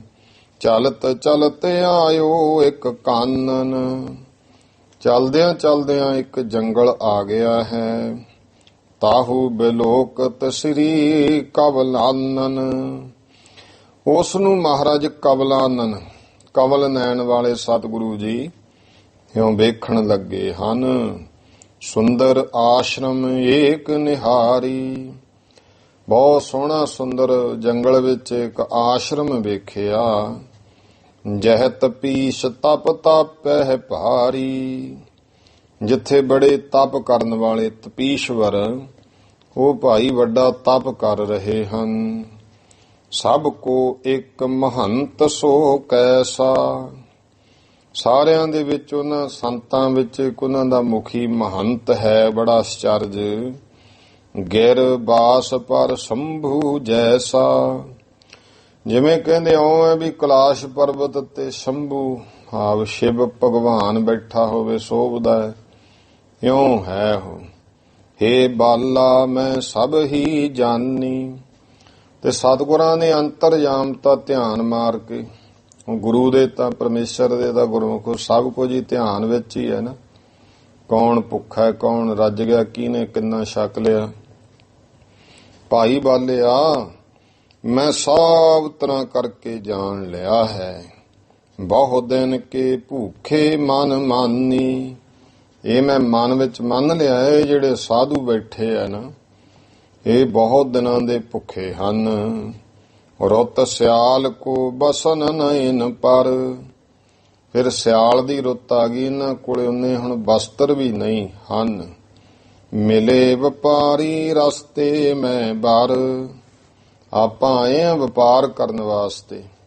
ਪਿਤਾ ਨੇ ਕਿਹਾ ਸੀ ਖਰਾ ਸੌਦਾ ਕਰਨਾ, ਉਹ ਵਪਾਰ ਕਰਿਓ ਜਿਹਦੇ ਵਿੱਚ ਬਹੁਤ ਜ਼ਿਆਦਾ ਲਾਭ ਹੋਵੇ। ਕਹਿੰਦੇ ਰਸਤੇ 'ਚ ਚੰਗੇ ਸੋਹਣੇ ਵਪਾਰੀ ਆਪਾਂ ਨੂੰ ਮਿਲ ਗਏ ਨੇ। ਬਾਨਜ ਭਲੋ ਇਹ ਤਾਂ ਮੈਂ ਪਾਇਓ। ਮੈਂ ਤਾਂ ਇਹ ਜਾਣ ਲਿਆ ਵੀ ਆਹ ਜਿਹੜਾ ਵਣਜ ਹੈ ਨਾ ਭਾਈ ਬਾਲਿਆ, ਇਹ ਬਹੁਤ ਚੰਗਾ ਹੈ। ਜਾ ਕੋ ਤਜਨੋ ਮਨ ਨਹਿ ਪਾਇਓ। ਜਿਸ ਇਸ ਵਣਜ ਨੂੰ ਛੱਡਣਾ ਮੇਰੇ ਮਨ ਨੂੰ ਭਾਉਂਦਾ ਨਹੀਂ। ਪਾਇਓ ਅਮੋਲ ਜੋ ਮਗ ਮੈਂ ਹੀਰਾ। ਭਾਈ ਬਾਲਿਆ, ਕੋਈ ਰਸਤੇ 'ਚ ਜਾਂਦਾ ਹੋਵੇ, ਉਹਨੂੰ ਰਾਹ ਦੇ ਵਿੱਚ ਬੜਾ ਅਮੋਲਕ ਹੀਰਾ ਮਿਲ ਜਾਵੇ। ਫਟਕ ਨ ਬਨ ਜੈ ਜੋ ਮਤ ਧੀਰਾ। ਜਿਹੜਾ ਫਿਰ ਸਿਆਣਾ ਹੋਊ ਨਾ, ਧੀਰਜ ਮਤ ਵਾਲਾ, ਉਸ ਰਸਤੇ ਵਿੱਚ ਪਏ ਹੋਏ ਹੀਰੇ ਨੂੰ ਛੱਡ ਕੇ ਗਾਹਾਂ ਕਿਸੇ ਜਗ੍ਹਾ ਜਾ ਕੇ ਕੱਚ ਨਹੀਂ ਉਹ ਬਣ ਜਾ ਕਰੇਗਾ। ਜਦੋਂ ਆਪਾਂ ਨੂੰ ਰਾਹ 'ਚ ਹੀਰਾ ਮਿਲ ਰਿਹਾ, ਆਪਾਂ ਜ਼ਰੂਰ ਕੱਚ ਬਣ ਜਾਣਾ ਅੱਗੇ ਜਾ ਕੇ। ਖੋਜਤ ਮਦ ਪੀਊਖ ਕਰ ਆਈ। ਕਹਿੰਦੇ ਕੋਈ ਬੰਦਾ ਭਾਲ ਛਾਨਣ ਚੱਲਿਆ ਹੋਵੇ ਸ਼ਹਿਦ ਤੇ ਉਹਨੂੰ ਉਹਦੇ ਹੱਥ ਅੰਮ੍ਰਿਤ ਆ ਜਾਵੇ, ਸੋ ਜਾਣੈ ਨਿਜ ਭਾਗ ਭਲਾਈ। ਭਾਈ ਬਾਲਾ ਉਹ ਤਾਂ ਫਿਰ ਇਹ ਜਾਣਦਾ ਵੀ ਆਪਣੇ ਬਹੁਤ ਚੰਗੇ ਹੀ ਭਾਗ ਹਨ। ਬਹੁਰ ਪਿਤਾ ਕੀ ਆਗਿਆ ਜੋ। ਫਿਰ ਕਹਿੰਦੇ ਵੀ ਦੇਖੋ ਪਿਤਾ ਜੀ ਦੀ ਵੀ ਜਿਹੜੀ ਇਸ ਤਰ੍ਹਾਂ ਹੀ ਆਗਿਆ ਹੈ, ਭਲੋ ਬਨੰਜ ਕਰਨੇ ਕੀ ਸੋ। ਉਹਨਾਂ ਨੇ ਇਹੀ ਕਿਹਾ ਹੈ ਪੁੱਤਰ ਜੀ ਭਲਾ ਬਣਜ ਕਰਿਓ ਜਿਹਦੇ ਵਿੱਚ ਬਹੁਤ ਲਾਭ ਹੋਵੇ। ਜਾਂ ਤੇ ਬਣਜ ਲਾਭ ਕਾ ਔਰ ਨਹਿ। ਇਸ ਕਰਕੇ ਇਦੋਂ ਵੱਡਾ ਬਣਜ ਵਪਾਰ ਲਾਭ ਵਾਲਾ ਤੇ ਕੋਈ ਹੋਰ ਨਹੀਂ। ਫਿਰ ਦੇਖੇ ਜੇ ਸਭ ਹੀ ਠੌਰ ਮਹਿ। ਭਾਵੇਂ ਸਾਰੀ ਦੁਨੀਆ ਤੇ ਕੋਈ ਘੁੰਮ ਫਿਰ ਕੇ ਵੇਖ ਲਵੇ ਵੀ ਕਿਸ ਤਰ੍ਹਾਂ ਕਿਸੇ ਗੁਰਮੁਖ ਸਾਧੂ ਨੂੰ ਪ੍ਰਸ਼ਾਦਾ ਛਕਾਉਣਾ, ਇਹ ਗੁਰਮੁਖੋ ਏਡਾ ਵੱਡਾ ਫਲ ਨਹੀਂ ਹੈ। ਪੁੰਨ ਕਰਮ ਕੋਈ ਵੀ ਕਰ ਲੋ, ਚਾਹੇ ਕੋਈ ਬੁਰਾ ਕਰਮ ਕਰਦਾ ਚਾਹੇ ਕੋਈ ਚੰਗਾ, ਤਾਂ ਇਹ ਗ੍ਰੰਥਾਂ ਵਿੱਚ ਪ੍ਰਾਤਨ ਗੁਰਮੁਖਾਂ ਦੇ ਐਸਾ ਹੀ ਹੁੰਦਾ ਸੀ ਕਿ ਭਾਈ ਦਇਆ ਦੁਨੀਆ 70 ਗਾਂ, ਇਹ 10 ਗੁਣਾ ਤਾਂ ਇੱਥੇ ਹੀ ਫਲਦਾ ਹੈ ਨਾ। ਇਹ ਤਾਂ ਕੁਦਰਤੀ ਹੈ, ਬੀਜ ਚਾਹੇ ਚੰਗਾ ਹੈ ਚਾਹੇ ਮਾੜਾ ਹੈ, ਜਦੋਂ ਬੀਜ ਤਾਂ ਉਹਨੇ ਕਈ ਗੁਣਾ ਫਲ ਦੇਣਾ ਹੈ। ਤੇ ਇਸ ਤਰ੍ਹਾਂ ਹੀ ਜੇ ਆਪਾਂ ਗੁਰਮੁਖੋ ਸ਼ੁਭ ਬੀਜ ਬੀਜਾਂਗੇ ਆਪਾਂ ਨੂੰ ਵੀ ਉਹਨਾਂ ਵੱਧ ਕੀ ਮਿਲਣਾ। ਇਹ ਕੋਈ ਮਹਾਤਮਾ ਸੀ ਤੇ ਉਹ ਰੱਬ ਦਾ ਨਾਮ ਲੈਂਦਾ ਹੁੰਦਾ ਸੀ ਬਹੁਤ। ਇੱਕ ਦਿਨ ਕੋਈ ਉਹਨੂੰ ਪ੍ਰਾਣੀ ਮਿਲਿਆ, ਉਹ ਕਹਿੰਦਾ ਵੀ ਮਹਾਤਮਾ ਜੀ ਵੀ ਰੱਬ ਦਾ ਨਾਮ ਲੈਂਦੇ ਹੋ, ਕੋਈ ਇੱਛਾ ਮਨ ਦੀ ਜਾਂ ਹੋਰ। ਉਹ ਕਹਿੰਦਾ ਵੀ ਗੁਰਮੁਖੋ ਇੱਛਾ ਤਾਂ ਕੋਈ ਨਹੀਂ, ਵੀ ਅਸਲ ਵਿੱਚ ਮੈਂ ਆਪਣੀ ਜ਼ਿੰਦਗੀ 'ਚ ਕਦੇ ਰੱਜ ਕੇ ਰੋਟੀ ਨਹੀਂ ਖਾਧੀ। ਕਾਰਦਿਆਂ ਮੰਗਣ ਮੈਂ ਜਾਂਦਾ ਨਹੀਂ, ਤੇ ਜਦੋਂ ਕੋਈ ਨਾ ਕੋ ਆਉਂਦੀ ਹੈ ਬਹੁਤ ਲੋੜ ਜਿੰਨੀ ਬਹੁਤ ਥੋੜੀ ਆਉਂਦੀ ਹੈ, ਮੈਂ ਉਹ ਫਿਰ ਛਕ ਲੈਂਦਾ। ਇਸ ਕਰਕੇ ਮੈਂ ਅੱਜ ਤੱਕ ਕਦੇ ਪੂਰਾ ਰੱਜ ਕੇ ਪ੍ਰਸ਼ਾਦਾ ਨਹੀਂ ਛਕਿਆ। ਕਹਿੰਦੇ ਜਿਹੜਾ ਆਦਮੀ ਸੀ ਨਾ ਉਹ ਭਗਵਾਨ ਕੋਲੇ ਗਿਆ, ਭਗਵਾਨ ਤੇਰਾ ਨਾਂ ਲੈਂਦਾ ਹੈ, ਇਹਨੂੰ ਰੱਜ ਕੇ ਰੋਟੀ ਨਹੀਂ ਮਿਲਦੀ। ਭਗਵਾਨ ਕਹਿੰਦਾ ਵੀ ਇਹਦੇ ਕਰਮਾਂ ਦੇ ਵਿੱਚ ਨਾ ਪਿਛਲੇ ਸਮੇਂ 'ਚ ਰੋਟੀਆਂ ਲਿਖੀਆਂ ਹੀ ਥੋੜੀਆਂ ਸੀ, ਹੁਣ ਇਹ ਭਗਤੀ ਕਰਨ ਲੱਗ ਗਿਆ। ਮੈਂ ਇਹ ਚਾਹੁੰਦਾ ਵੀ ਹੋਰ ਭਗਤੀ ਕਰ ਲਵੇ ਮੇਰੀ, ਇਸ ਕਰਕੇ ਮੈਨੂੰ ਥੋੜੀ ਥੋੜੀ ਰੋਟੀ ਦਿੰਦਾ। ਤੇ ਹੁਣ ਕਿਉਂ ਵੀ ਇਹਦੇ ਕਰਮਾਂ ਦੇ ਵਿੱਚ ਨੇ 15 ਰੋਟੀਆਂ ਹੋਰ ਰਹਿ ਗਈਆਂ, ਤੇ ਜੇ ਹੁਣ ਮੈਂ ਇਹਨੂੰ ਰੱਜਵੇਂ ਦੇਤੀ ਹੈ ਤਾਂ 2 ਦਿਨਾਂ ਚ ਉਨੀਆਂ ਖਾਊ, ਫਿਰ ਕੰਮ ਖਾਤੂ। ਮੈਂ ਚਾਹੁੰਦਾ ਵੀ ਥੋੜੀ ਥੋੜੀ ਮਿਲੀ ਜਾਵੇ, ਹੋਰ ਭਗਤੀ ਕਰ ਲਵੇ ਮੇਰੀ। ਤੇ ਜੇ ਤੂੰ ਚਾਹੁੰਦਾ ਹੀ ਆ ਤੂੰ ਖਵਾ ਦੇ ਇਸ ਨੂੰ। ਕਹਿੰਦੇ ਉਹ ਪ੍ਰਾਣੀ ਲਿਆਇਆ, ਉਹਨੇ ਆਖਿਆ 15 ਤੇ ਚਲੋ ਗੁਰਮੁਖਾਂ ਕੋਲੇ ਉਹਨੇ ਲਿਆ ਕੇ ਉਸ ਸੰਤ ਨੂੰ ਪ੍ਰਸ਼ਾਦੇ ਦੇਤੇ। ਕਹਿੰਦਾ ਲਓ ਜੀ ਆਹ ਛਕ ਲਓ, ਇਹ ਭਗਵਾਨ ਵੱਲੋਂ ਹੀ ਆਏ ਜਾਣਿਓ। ਹੁਣ ਜਦੋਂ ਗੁਰਮੁਖੋ 15 ਰੋਟੀਆਂ ਆ ਗਈਆਂ, ਹੁਣ ਕਿੰਨੀਆਂ ਕੁ ਖਾਊਗਾ? ਉਹਨੇ 5-7 ਖਾਧੀਆਂ, ਤੇ ਬਾਕੀ ਕੋਈ ਹੋਰ ਆ ਗਏ ਉੱਥੇ ਕੋਈ ਭੁੱਖੇ, ਉਹਨਾਂ ਨੂੰ ਛਕਾਤੀਆਂ। ਉਹ ਵੀ ਜੈ ਜੈਕਾਰ ਕਰਨ ਵੀ ਭਗਵਾਨ ਬਹੁਤ ਚੰਗਾ ਹੈ, ਸਾਧੂ ਨੇ ਅੱਜ ਰੱਜ ਕੇ ਪ੍ਰਸ਼ਾਦਾ ਛਕਿਆ। ਤੇ ਫਿਰ ਉਹ ਫਿਰ ਬੰਦਗੀ ਕਰਨ ਲੱਗ ਗਿਆ। ਤੇ ਦੂਏ ਦਿਨ ਇਸੇ ਤਰ੍ਹਾਂ ਹੀ ਹੋਇਆ ਵੀ ਕਿਸੇ ਨੇ ਸੋਚਿਆ ਉਹ ਫਲਾਣਾ ਉਹਨਾਂ ਨੂੰ ਪ੍ਰਸ਼ਾਦਾ ਦੇ ਕੇ ਆਇਆ, ਮੈਂ ਵੀ ਦਿਆਵਾਂ। ਉਹ ਦੇਖਾ ਦੇਖੀ ਵਿੱਚ ਦੂਏ ਦਿਨ ਗੁਰਮੁਖੋ 50 ਆ ਗਈਆਂ। ਇਹ ਕਿਸੇ ਨੇ ਇਸ ਤਰ੍ਹਾਂ ਕਹਾਣੀ ਸੁਣਾਈ, ਮੈਨੂੰ ਚੰਗੀ ਲੱਗੀ। ਹੁਣ 50 ਰੋਟੀਆਂ ਆ ਗਈਆਂ, 50 ਤਾਂ ਉਹਨੇ ਖਾਣੇ, ਉਹਨੇ ਰੱਜ ਪੁੱਜ ਕੇ ਹੋਰ 5 ਖਾ ਲਈਆਂ। ਤੇ ਫਿਰ 45 ਉਹਨੇ ਜਿਹੜੇ ਕੋਈ ਹੋਰ ਭੁੱਖੇ ਆਏ ਗਏ ਉਹਨਾਂ ਨੂੰ ਛਕਾਤੀਆਂ। ਹੁਣ ਉਹਦੇ ਕੋਲੇ ਵੀ ਆਉਣ ਵਾਲਿਆਂ ਦੀ ਗਿਣਤੀ ਵੱਧਦੀ ਗਈ, ਤੇ ਦੇਖਾ ਦੇਖੀ ਲੋਕਾਂ ਦੇ ਪ੍ਰਸ਼ਾਦੇ ਵੀ ਬਹੁਤ ਆਉਣ ਲੱਗ ਗਏ, ਤੇ ਉੱਥੇ ਤੇ ਲੰਗਰ ਚੱਲ ਪਿਆ। ਉਹਦੇ ਬਹੁਤ ਦਿਨ ਨਾਲੇ ਤੇ ਆਪ ਰਿਸ਼ਟ ਪੁਸ਼ਟ। ਉਹ ਜਿਹੜਾ ਬੰਦਾ ਪਹਿਲੇ ਦਿਨ ਆਇਆ ਸੀ ਉਹ ਕਹਿੰਦਾ ਭਗਵਾਨ ਵੀ ਤੂੰ ਤਾਂ ਕਹਿੰਦਾ ਸੀ ਇਹ ਕਰਮਾਂ 'ਚ 15 ਰੋਟੀਆਂ ਰਹਿ ਗਈਆਂ, ਇਹ ਤਾਂ ਹੁਣ ਵਧੀ ਜਾਂਦਾ ਕੰਮ, ਇਹ ਤਾਂ ਰੋਜ਼ 5-5 7-7 ਛਕਦਾ, ਕਿੰਨੇ ਦਿਨ ਹੋ ਗਏ? ਭਗਵਾਨ ਕਹਿੰਦਾ ਵੀ ਭਾਈ ਗੱਲ ਇਹ ਹੋਈ ਹੈ ਸੀ ਤਾਂ ਉਹਦੇ ਕਰਮਾਂ 'ਚ ਇੰਨੀਆਂ ਹੀ। ਪਰ ਮੇਰਾ ਇੱਕ ਅਸੂਲ ਹੈ ਕਿ ਜਿੰਨਾ ਕੋਈ ਪੁੰਨਦਾਨ ਕਰਦਾ ਨਾ, ਮੈਂ ਉਹਨੂੰ ਧਰਤੀ ਤੇ ਹੀ 10 ਗੁਣਾ ਵੱਧ ਦੇ ਦਿੰਦਾ।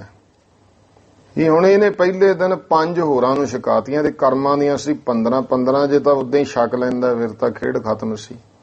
ਪਰ ਉਹਦੇ ਵਿੱਚੋਂ 5 ਛਕਾਤੀਆਂ ਤੇ ਇਹਨੂੰ ਫਲ ਮਿਲ ਗਿਆ 50 ਦਾ ਹੋਰ। ਫਿਰ 50 ਆਈਆਂ, ਉਹ ਚੋਂ 5 ਛਕ ਲੀਆਂ ਤੇ 45 ਇਹਨੇ ਪੁੰਨਦਾਨ ਕਰਤਾ, ਅੱਗੇ ਹੋਰਾਂ ਨੂੰ ਛਕਾਤੀਆਂ, ਉਹਦਾ 10 ਗੁਣਾ ਵੱਧ ਗਿਆ। ਇਸ ਕਰਕੇ ਹੁਣ ਜਿੰਨਾ ਇਹ ਛਕਾਈ ਜਾਂਦਾ ਉਨਾ 10 ਗੁਣਾ ਵਧੀ ਜਾਂਦਾ ਹੈ।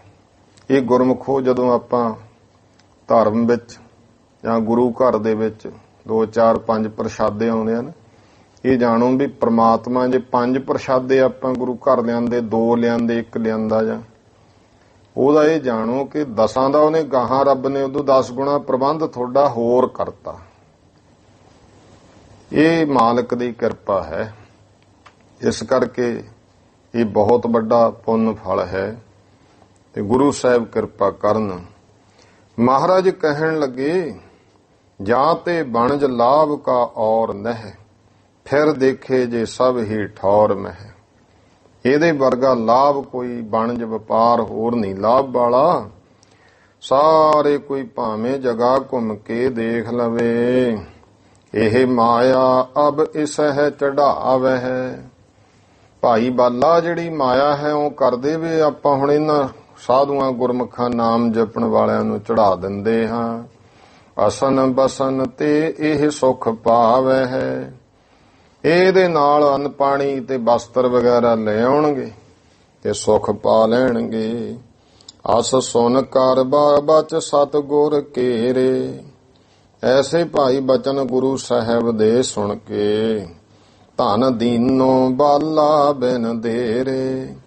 ਭਾਈ ਬਾਲਾ ਜੀ ਨੇ ਬਿਨਾਂ ਦੇਰੀ ਤੋਂ ਕਹਿੰਦਾ, ਲਓ ਮਹਾਰਾਜ ਆ ਮਾਇਆ ਜੋ ਪਿਤਾ ਜੀ ਨੇ ਦਿੱਤੀ ਹੈ ਇਹ ਲੈ ਲਓ, ਮੈਂ ਤੇ ਨਿਤ ਅਨੁਸਾਰੀ ਤੇਰਾ।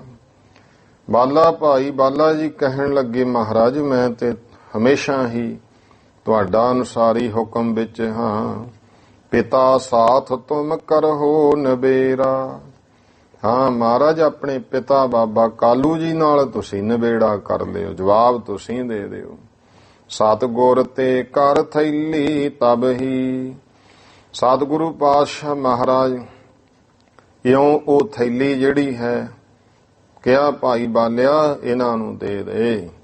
ਗਏ ਮਹੰਤ ਸੰਤ ਜਹ ਸਭ ਹੀ। ਇਉਂ ਸਤਿਗੁਰੂ ਵੀ, ਭਾਈ ਬਾਲਾ ਜੀ ਵੀ, ਜਿੱਥੇ ਸਾਰੇ ਸੰਤ ਮਹੰਤ ਬੈਠੇ ਐ ਉੱਥੇ ਚਲੇ ਗਏ। ਕਰ ਬੰਧਨ ਤਿਨ ਕੇ ਢਿੱਗ ਬੈਸੇ। ਇੱਕ ਦੂਜੇ ਨੂੰ ਬੰਦਨਾ ਪਰਸ ਪਰ ਜਿਵੇਂ ਹੱਥ ਜੋੜ ਕੇ ਆਪਾਂ ਨਮਸਕਾਰ ਨੀਵਾਂ ਸਿਰ ਕਰਦੇ ਹਾਂ, ਉਹਨਾਂ ਨੇ ਵੀ ਕੀਤਾ, ਮਹਾਰਾਜ ਨੇ ਵੀ ਕੀਤਾ। ਕੋਲ ਬੈਠ ਗਏ ਸਾਧੂਆਂ ਦੇ। ਸ਼ਿਵ ਕੇ ਪਾਸ ਬਿਸ਼ਨ ਜੂ ਜੈਸੇ। ਦੇਖੋ ਕੈਸਾ ਸ਼ਬਦ ਲਿਖਿਆ ਵੀ ਕਿਵੇਂ ਬੈਠੇ ਉਹ ਮਹੰਤ ਦੇ ਕੋਲੇ, ਇਉਂ ਲੱਗਦੇ ਆ ਜਿਵੇਂ ਸ਼ਿਵ ਦੇ ਕੋਲੇ ਵਿਸ਼ਨੂੰ ਜੀ ਬੈਠੇ ਹੋਣ। ਜੋ ਵਿਸ਼ਨੂੰ ਹੈ ਨਾ, 3 ਦੇਵਤਿਆਂ ਵਿੱਚੋਂ ਮੁੱਖ ਹੈ। ਇਸ ਭਾਵਨਾ ਨਾਲ ਕਿਹਾ, ਮਿਰਦੁਲ ਮਧੁਰ ਕਰੁਣਾ ਕੇ ਸਾਨੀ। ਬਹੁਤ ਕੋਮਲ ਮਿੱਠੇ ਤੇ ਕਰੁਣਾ ਕਿਰਪਾ ਨਾਲ ਭਿੱਜੇ ਹੋਏ। ਸ੍ਰੀ ਸਤਿਗੁਰ ਬੋਲੇ ਤਬ ਬਾਣੀ। ਸ੍ਰੀ ਗੁਰੂ ਨਾਨਕ ਦੇਵ ਮਹਾਰਾਜ ਫਿਰ ਬਚਨ ਬੋਲੇ, ਹੇ ਮਹੰਤ ਜੀ ਕਹਾਂ ਤੇ ਆਏ। ਹੇ ਮਹੰਤ ਜੀ, ਕਹਾਂ ਕਿੱਥੋਂ ਤੁਸੀਂ ਆਏ ਹੋ? ਨਾਮ ਕਹਾਂ ਕਸ ਭੋਜਨ ਪਾਏ। ਤੁਹਾਡਾ ਨਾਮ ਕੀ ਹੈ? ਭੋਜਨ ਪਦਾਰਥ ਤੁਹਾਨੂੰ ਕਿਵੇਂ ਮਿਲਦਾ ਹੈ? ਨਗਨ ਅੰਗ ਸੀਤ ਮਹਿ ਬੈਸੇ। ਫਿਰ ਸਰੀਰ ਵੀ ਨੰਗਾ ਹੈ, ਇੰਨੀ ਠੰਡ ਵਿੱਚ ਬੈਠੇ ਹੋ। ਸਮਾਂ ਬਤਾਵੋ ਆਪਣਾ ਕੈਸੇ। ਆਪਣਾ ਸਮਾਂ ਕਿਵੇਂ ਬਤੀਤ ਕਰਦੇ ਹੋ? ਸੁਣ ਕਰ ਸੰਤ ਕਰਹਿ ਬਾਲਕ। ਸੁਣ ਕਰ ਸੰਤ ਕਹਿ ਬਾਲਕ। ਇਹ ਸੁਣ ਕੇ ਸਾਰੇ ਸੰਤ ਮਹੰਤ ਕਹਿਣ ਲੱਗੇ, ਹੇ ਬਾਲਕ ਜੀ, ਤੁਮ ਦਿਖੀਅਤ ਹਮਕੋ ਦੁਖ ਦਾਲਕ। ਵੀ ਤੁਹਾਡਾ ਉਮਰ ਹੀ ਬਾਲਕਾਂ ਵਾਲੀ ਹੈ, ਪਰ ਤੁਸੀਂ ਤਾਂ ਸਾਨੂੰ ਦੁੱਖਾਂ ਨੂੰ ਦਲਣ ਵਾਲੇ ਦਿਸ ਰਹੇ ਹੋ। ਨਰਨ ਉਧਾਰ ਹੇਤ ਤੁਮ ਆਇਓ। ਕਿਉਂਕਿ ਉਹ ਨਾਮ ਜਪਣ ਵਾਲੇ ਸੀ ਨਾ, ਤੇ ਨਾਮ ਜਪਣ ਵਾਲੇ ਹੁਣ ਜਿਵੇਂ ਹਰ ਇੱਕ ਦਾ ਹੁੰਦਾ, ਜਿਹੋ ਜਿਹਾ ਕਿਸੇ ਹੋਵੇ ਉਹਨੂੰ ਉਹੋ ਜਿਹੀ ਮਾਹਰ ਹੁੰਦੀ ਹੈ ਸੰਸਾਰ ਦੇ ਵਿੱਚ। ਜਿੱਥੇ ਜਿੱਥੇ ਕਿਸੇ ਦੀ ਬਿਰਤੀ ਹੈ, ਉਹ ਉਹਨਾਂ ਕੋਲ ਮਾਹਰ ਹੈ, ਤੇ ਉਹ ਝੜ ਦੇਣੇ ਉਸ ਗੱਲ ਨੂੰ ਪਛਾਣ ਲੈਂਦਾ ਕਿ ਇਹ ਕਿੱਥੇ ਹੈ। ਸਾਰੇ ਆਪੋ ਆਪਣੇ ਜਿਸ ਤਰ੍ਹਾਂ ਦੀ ਲਾਈਨ ਵਿੱਚ ਕੋਈ ਕਿੱਤੇ 'ਚ ਪਏ ਹੁੰਦੇ, ਉਹ ਆਪਣੇ ਕਿੱਤੇ ਦੇ ਮਾਹਰ ਹੁੰਦੇ ਆ। ਜਿਹੜੇ ਭਜਨ ਬੰਦਗੀ ਕਰਨ ਵਾਲੇ ਆ, ਉਹ ਦੇਖ ਲੈਂਦੇ ਭਜਨ ਬੰਦਗੀ ਵਾਲਿਆਂ ਨੂੰ ਕਿ ਕਿੱਥੇ ਕੁ ਤੱਕ ਹੈਗਾ ਇਹ। ਉਹੀ ਉੱਤੋਂ ਹੀ ਲਿਸ਼ਕਿਆ ਪੁਸ਼ਕਿਆ ਵੀ ਅੰਦਰੋਂ ਵੀ ਕੋਈ ਹੈਗਾ ਕੁਛ ਇਹਦੇ ਕੋਲੇ ਪੱਲੇ। ਉਹ ਤਾਂ ਉਦੋਂ ਹੀ ਪਤਾ ਲੱਗ ਜਾਂਦਾ। 10 ਮਿੰਟ ਬੈਠ ਕੇ ਬਚਨ ਵਿਲਾਸ ਹੋ ਜਾਣ, ਪਤਾ ਲੱਗ ਜਾਂਦਾ ਵੀ ਹਾਂ ਪੱਲੇ ਕੁਛ ਹੈਗਾ ਕਿ ਨਹੀਂ। ਇਸ ਤਰ੍ਹਾਂ ਭਾਈ ਉਹ ਕਹਿਣ ਲੱਗੇ, ਨਰਨ ਉਧਾਰ ਹੇਤ ਤੁਮ ਆਏ। ਤੁਸੀਂ ਤਾਂ ਕੋਈ ਅਵਤਾਰੀ ਪੁਰਸ਼ ਹੋ ਤੇ ਲੋਕਾਂ ਦਾ ਉਧਾਰ ਕਰਨ ਵਾਸਤੇ ਹੀ ਆਏ ਹੋ। ਸੰਤ ਰੇਣ ਮਮ ਨਾਮ ਲਖਾਇਓ। ਕਹਿਣ ਲੱਗਿਆ ਜਿਹੜਾ ਮਹੰਤ ਸੀ, ਉਹ ਕਹਿੰਦਾ ਜੀ ਮੇਰਾ ਨਾਮ ਸੰਤ ਰੇਣ ਜੀ ਹੈ।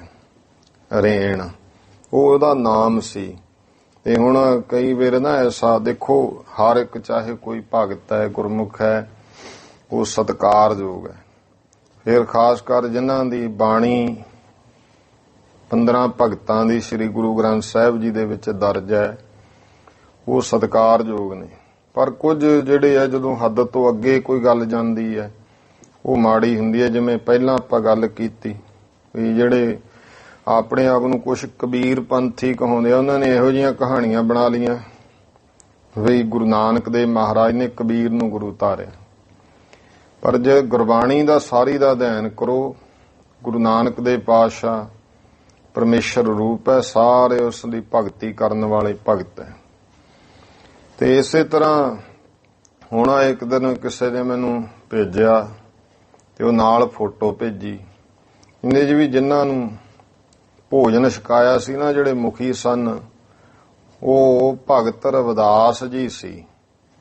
ਤੇ ਉਹ ਗੁਰੂ ਨਾਨਕ ਦੇਵ ਮਹਾਰਾਜ ਨੇ ਉਹ ਭਾਵ ਕਿ ਉਹਨਾਂ ਨੂੰ ਅਸ਼ੀਰਵਾਦ ਦਿੰਦੇ ਦਿਖਾਇਆ ਤੇ ਗੁਰੂ ਨਾਨਕ ਦੇਵ ਜੀ ਨੂੰ ਹੱਥ ਬੰਨੀ ਦਿਖਾਇਆ।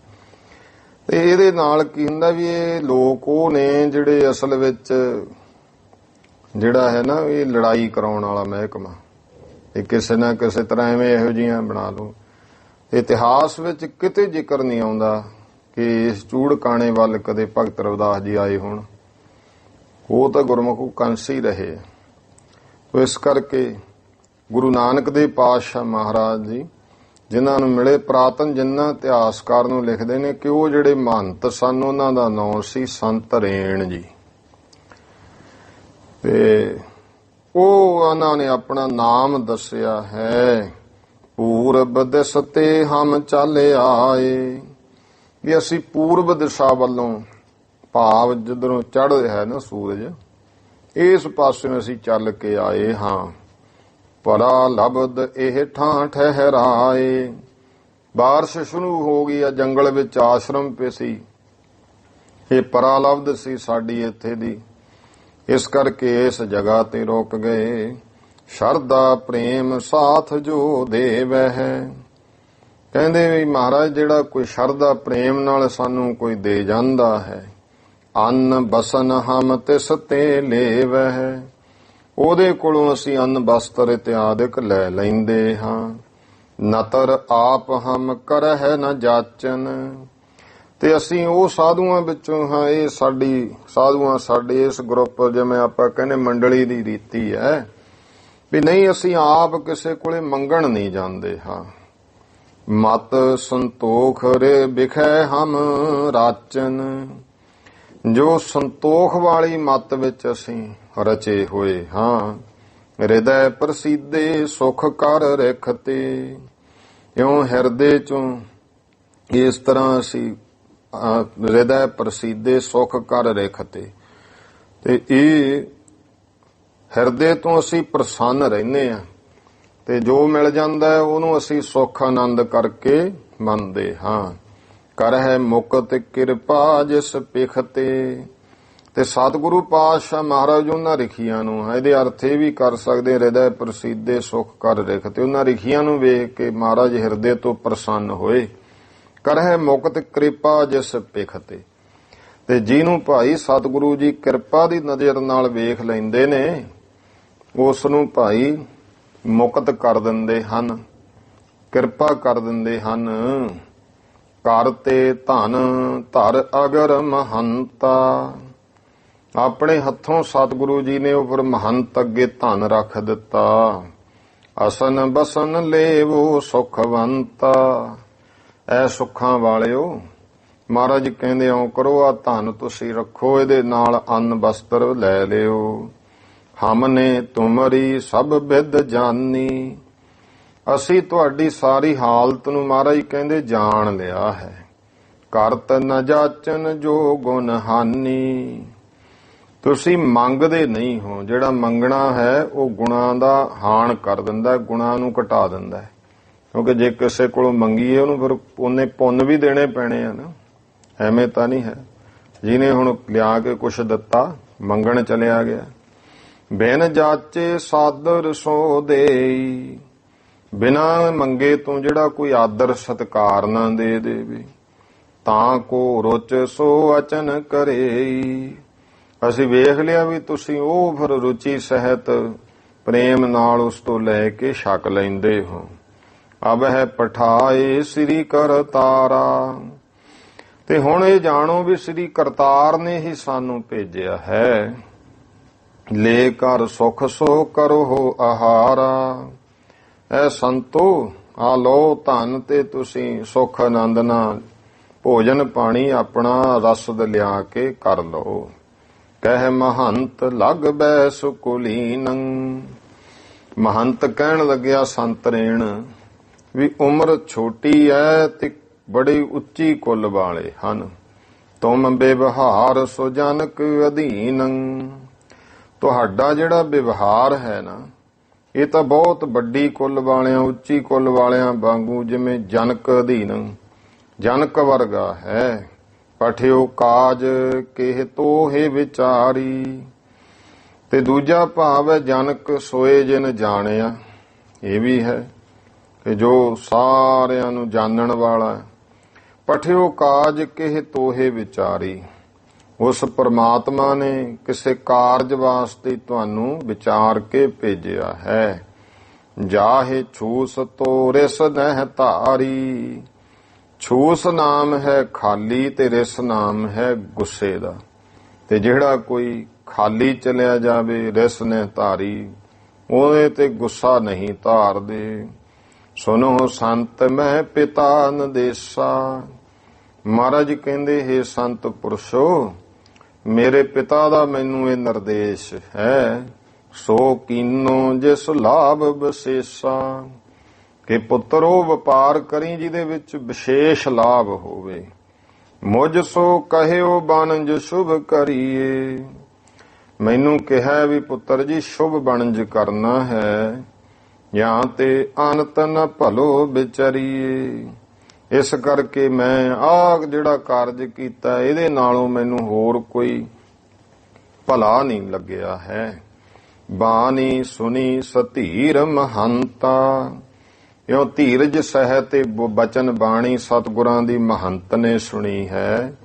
ਕਹਿ ਜੇ ਤਬ ਔਰ ਇਹੋ ਦ੍ਰਿੜ ਮੰਤਾ, ਕਹਿੰਦੇ ਜੇ ਤੁਹਾਡੇ ਹਿਰਦੇ ਵਿੱਚ ਇਹ ਬਚਨ, ਇਹ ਮੰਤ, ਇਹ ਭਾਵ, ਇਹ ਉਪਦੇਸ਼ ਦ੍ਰਿੜ ਹੈ।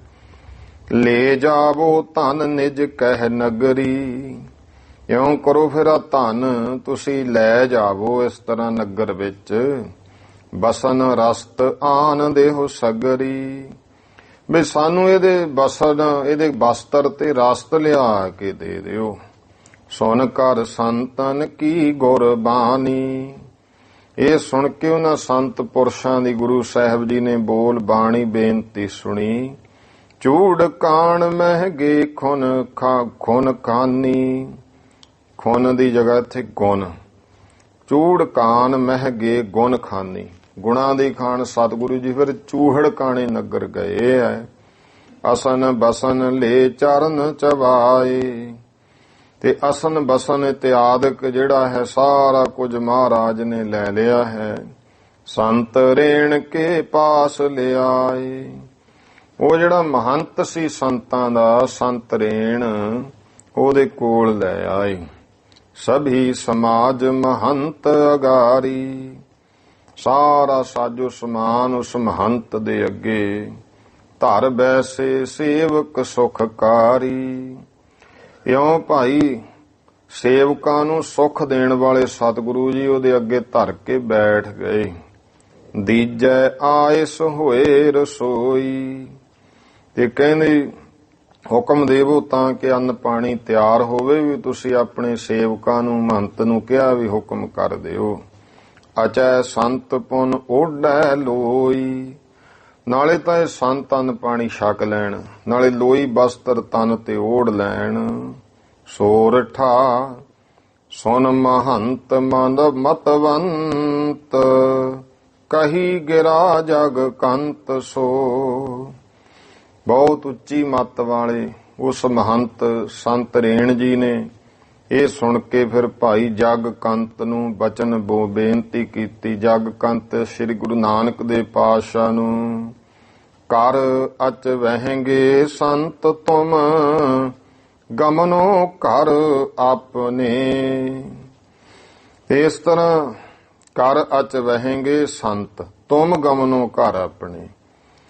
ਕਹਿੰਦੇ ਇਹ ਲੈ ਕੇ ਸੰਤ ਜਿਹੜੇ ਆ ਜੀ ਛਕ ਲੈਣਗੇ, ਪਰ ਕਿਰਪਾ ਕਰਕੇ ਪਹਿਲਾਂ ਤੁਸੀਂ ਆਪਣੇ ਘਰ ਨੂੰ ਚਲੇ ਜਾਓ। ਗੁਰਮੁਖੋ ਗਿਆਨੀ ਭਾਈ ਸੰਤੋਖ ਸਿੰਘ ਜੀ ਨੇ ਬੜੇ ਵਿਸਤਾਰ ਨਾਲ ਗੱਲ ਲਿਖੀ ਵੀ ਮਹੰਤ ਕਹਿੰਦੇ ਵੀ ਮਹਾਰਾਜ ਛਕ ਲਾਂਗੇ ਅਸੀਂ, ਪਰ ਤੁਸੀਂ ਜਾਓ, ਤੁਸੀਂ ਇੱਥੋਂ। ਮਹਾਰਾਜ ਆ ਗਏ। ਜਿਹੜੇ ਨਾਲ ਸੰਤ ਸੀ ਹੋਰ ਉਸ ਮਹੰਤ ਦੇ, ਉਹ ਕਹਿਣ ਲੱਗੇ ਮਹੰਤ ਜੀ ਵੀ ਇੰਨੇ ਸਤਿਕਾਰ ਨਾਲ ਉਹਨਾਂ ਨੇ ਵਸਤਰ ਭੋਜਨ ਪਾਣੀ ਲਿਆ ਕੇ ਰਸਦ ਦਿੱਤੀ ਹੈ, ਤੇ ਆ ਤੁਸੀਂ ਕੀ ਕਹਤਾ ਵੀ ਪਹਿਲਾਂ ਤੁਸੀਂ ਚਲੇ ਜਾਓ ਇੱਥੋਂ, ਫੇਰ ਅਸੀਂ ਛਕਾਂਗੇ। ਤਾਂ ਉਹ ਭਾਈ ਸੰਤੋਖ ਸਿੰਘ ਜੀ ਲਿਖਦੇ ਆ, ਮਹੰਤ ਕਹਿਣ ਲੱਗਿਆ ਸੰਤੋ ਵੀ ਮੈਂ ਉਹਨਾਂ ਦਾ ਨਰਾਦਰ ਨਹੀਂ ਕੀਤਾ, ਪਰ ਗੱਲ ਇਹ ਸੀ ਜਦੋਂ ਉਹ ਬੈਠੇ ਸੀ ਉਹਨਾਂ ਦਾ ਤੇਜ ਪ੍ਰਤਾਪ ਮੇਰੇ ਤੋਂ ਝੱਲਿਆ ਨਹੀਂ ਸੀ ਜਾਂਦਾ, ਤੇ ਮੈਂ ਇਸ ਕਰਕੇ ਕਿਹਾ ਜੀ ਤੁਸੀਂ ਚਲੇ ਜਾਓ। ਉਹ ਕੋਈ ਬਹੁਤ ਤੇਜ ਪ੍ਰਤਾਪ ਤੇ ਪਰਮੇਸ਼ਰ ਸਰੂਪ ਨੇ, ਇਸ ਗੱਲ ਨੂੰ ਮੈਂ ਜਾਣ ਕੇ ਕਿਹਾ ਸੀ। ਗੁਰੂ ਮਹਾਰਾਜ ਨੂੰ ਕਹਿਣ ਲੱਗਿਆ ਜੀ ਅਸੀਂ ਛਕ ਲਵਾਂਗੇ ਸਾਰੇ ਸੰਤ, ਕਿਰਪਾ ਕਰਕੇ ਤੁਸੀਂ ਆਪਣੇ ਘਰ ਨੂੰ ਜਾਵੋ। ਚੌਪਈ ਸ੍ਰੀ ਗੁਰ ਗਮਨੇ ਤਿਨ ਕੋ ਤਿਆਗੀ। ਮਹਾਰਾਜ ਉਹਨਾਂ ਨੂੰ ਹੁਣ ਛੱਡ ਕੇ ਘਰ ਨੂੰ ਤੁਰ ਪਏ। ਬੋਲੇ ਸੰਤ ਗਿਰਾ ਅਨੁਰਾਗੀ। ਤੇ ਉਹ ਜਿੰਨੇ ਸੰਤ ਨੇ ਪ੍ਰੇਮ ਵਾਲੇ ਬਚਨ ਬੋਲੇ ਹਨ। ਆਰ ਲਗ ਬਾਲ ਸੁਚਾਲੀ। ਕਹਿੰਦੇ ਉਮਰ ਛੋਟੀ ਹੈ ਬਾਲਕਾਂ ਵਾਲੀ, ਪਰ ਚਾਲ ਬਹੁਤ ਸ੍ਰੇਸ਼ਟ ਹੈ। ਗਿਰਾ ਵਰਾਗ ਭਗਤ ਭਲ ਸਾਲੀ। ਫਿਰ ਇਹਨਾਂ ਦੀ ਜਿਹੜੀ ਬਾਣੀ ਹੈ ਉਹ ਵਰਾਗ ਵਾਲੀ ਹੈ। ਭਗਤ ਭਲ ਸਾਲੀ। ਭਲ ਸਾਲੀ ਕੇ ਭਗਤੀ ਭਾਵ ਵਿੱਚ ਸ਼ੁਭ ਤਰ੍ਹਾਂ ਨਾਲ ਸਾਲੀ ਕਹੀਏ ਮਿਲੀ ਹੋਈ ਹੈ। ਤੁਮ ਸੋ ਆਨ ਕੀਨ ਬਹੁ ਭਾਉ। ਹੇ ਮਹੰਤ ਜੀ, ਉਹਨਾਂ ਨੇ ਤਾਂ ਤੁਹਾਡੇ ਨਾਲ ਆ ਕੇ ਬਹੁਤ ਪ੍ਰੇਮ ਕੀਤਾ ਹੈ। ਮਿਰਦਲ ਕਿਰਪਾਲ ਵਿਸਾਲ ਸੁਭਾਉ। ਉਹਨਾਂ ਦਾ ਤਾਂ ਜਿਹੜਾ ਸੁਭਾਅ ਹੈ ਬਹੁਤ ਜ਼ਿਆਦੇ ਕੋਮਲ ਤੇ ਕਿਰਪਾ ਵਾਲਾ ਹੈ। ਭੋਜਨ ਬਸਨ ਆਨ ਜਬ ਬੈਸੇ। ਇਉਂ ਭੋਜਨ ਬਸਤਰ ਲਿਆ ਕੇ ਜਦੋਂ ਉਹ ਬੈਠ ਗਏ। ਚੱਲਨ ਰਜਾਏ ਦੀਨ ਤੁਮ ਕੈਸੇ। ਤੇ ਤੁਸੀਂ ਉਹਨਾਂ ਨੂੰ ਜਾਣ ਵਾਸਤੇ ਕਿਉਂ ਕਹਿ ਦਿੱਤਾ। ਸੁਣ ਮਹੰਤ ਬੋਲਿਓ ਬਰਬਾਨੀ। ਸੁਣ ਕੇ ਮਹੰਤ ਜਿਹੜਾ ਹੈ ਉਹ ਸ਼ੁਭ ਬਚਨ ਕਹਿੰਦਾ ਹੈ। ਇਹ ਤੋ ਪਰਮ ਪੁਰਖ ਸੁਖਦਾਨੀ। ਇਹ ਤਾਂ ਕੋਈ ਬਹੁਤ ਵੱਡਾ ਮਹਾਨ ਪੁਰਖ ਸੁੱਖਾਂ ਦਾ ਦਾਤਾ ਹੈ। ਕਲਾਵਾਨ ਗਿਆਨੀ ਗੁਣ ਖਾਨੀ। ਇਹ ਬਹੁਤ ਵੱਡਾ ਸ਼ਕਤੀ ਵਾਲਾ, ਬਹੁਤ ਵੱਡਾ ਗਿਆਨੀ ਤੇ ਗੁਣਾਂ ਦੀ ਖਾਨ ਹੈ। ਦੁਰਿਓ ਰਹਿਤ ਗਤ ਪਰਿਓ ਨਾ ਜਾਣੀ। ਹਾਂ ਹਲੇ ਇਹ ਛੁਪਿਆ ਹੋਇਆ ਰਹਿ ਰਿਹਾ। ਭਾਵ ਗੁਰੂ ਨਾਨਕ ਦੇਵ ਮਹਾਰਾਜ ਬਾਣੀ ਗਤ ਪਰਿਓ ਨਾ, ਇਹਦੀ ਗਤ ਨੂੰ ਤਾਂ ਜਾਣਿਆ ਨਹੀਂ ਜਾਂਦਾ ਹੈ। ਭਇਓ ਅਸਹਿ ਮੁਝ ਤੇਜ ਪ੍ਰਭਾਉ।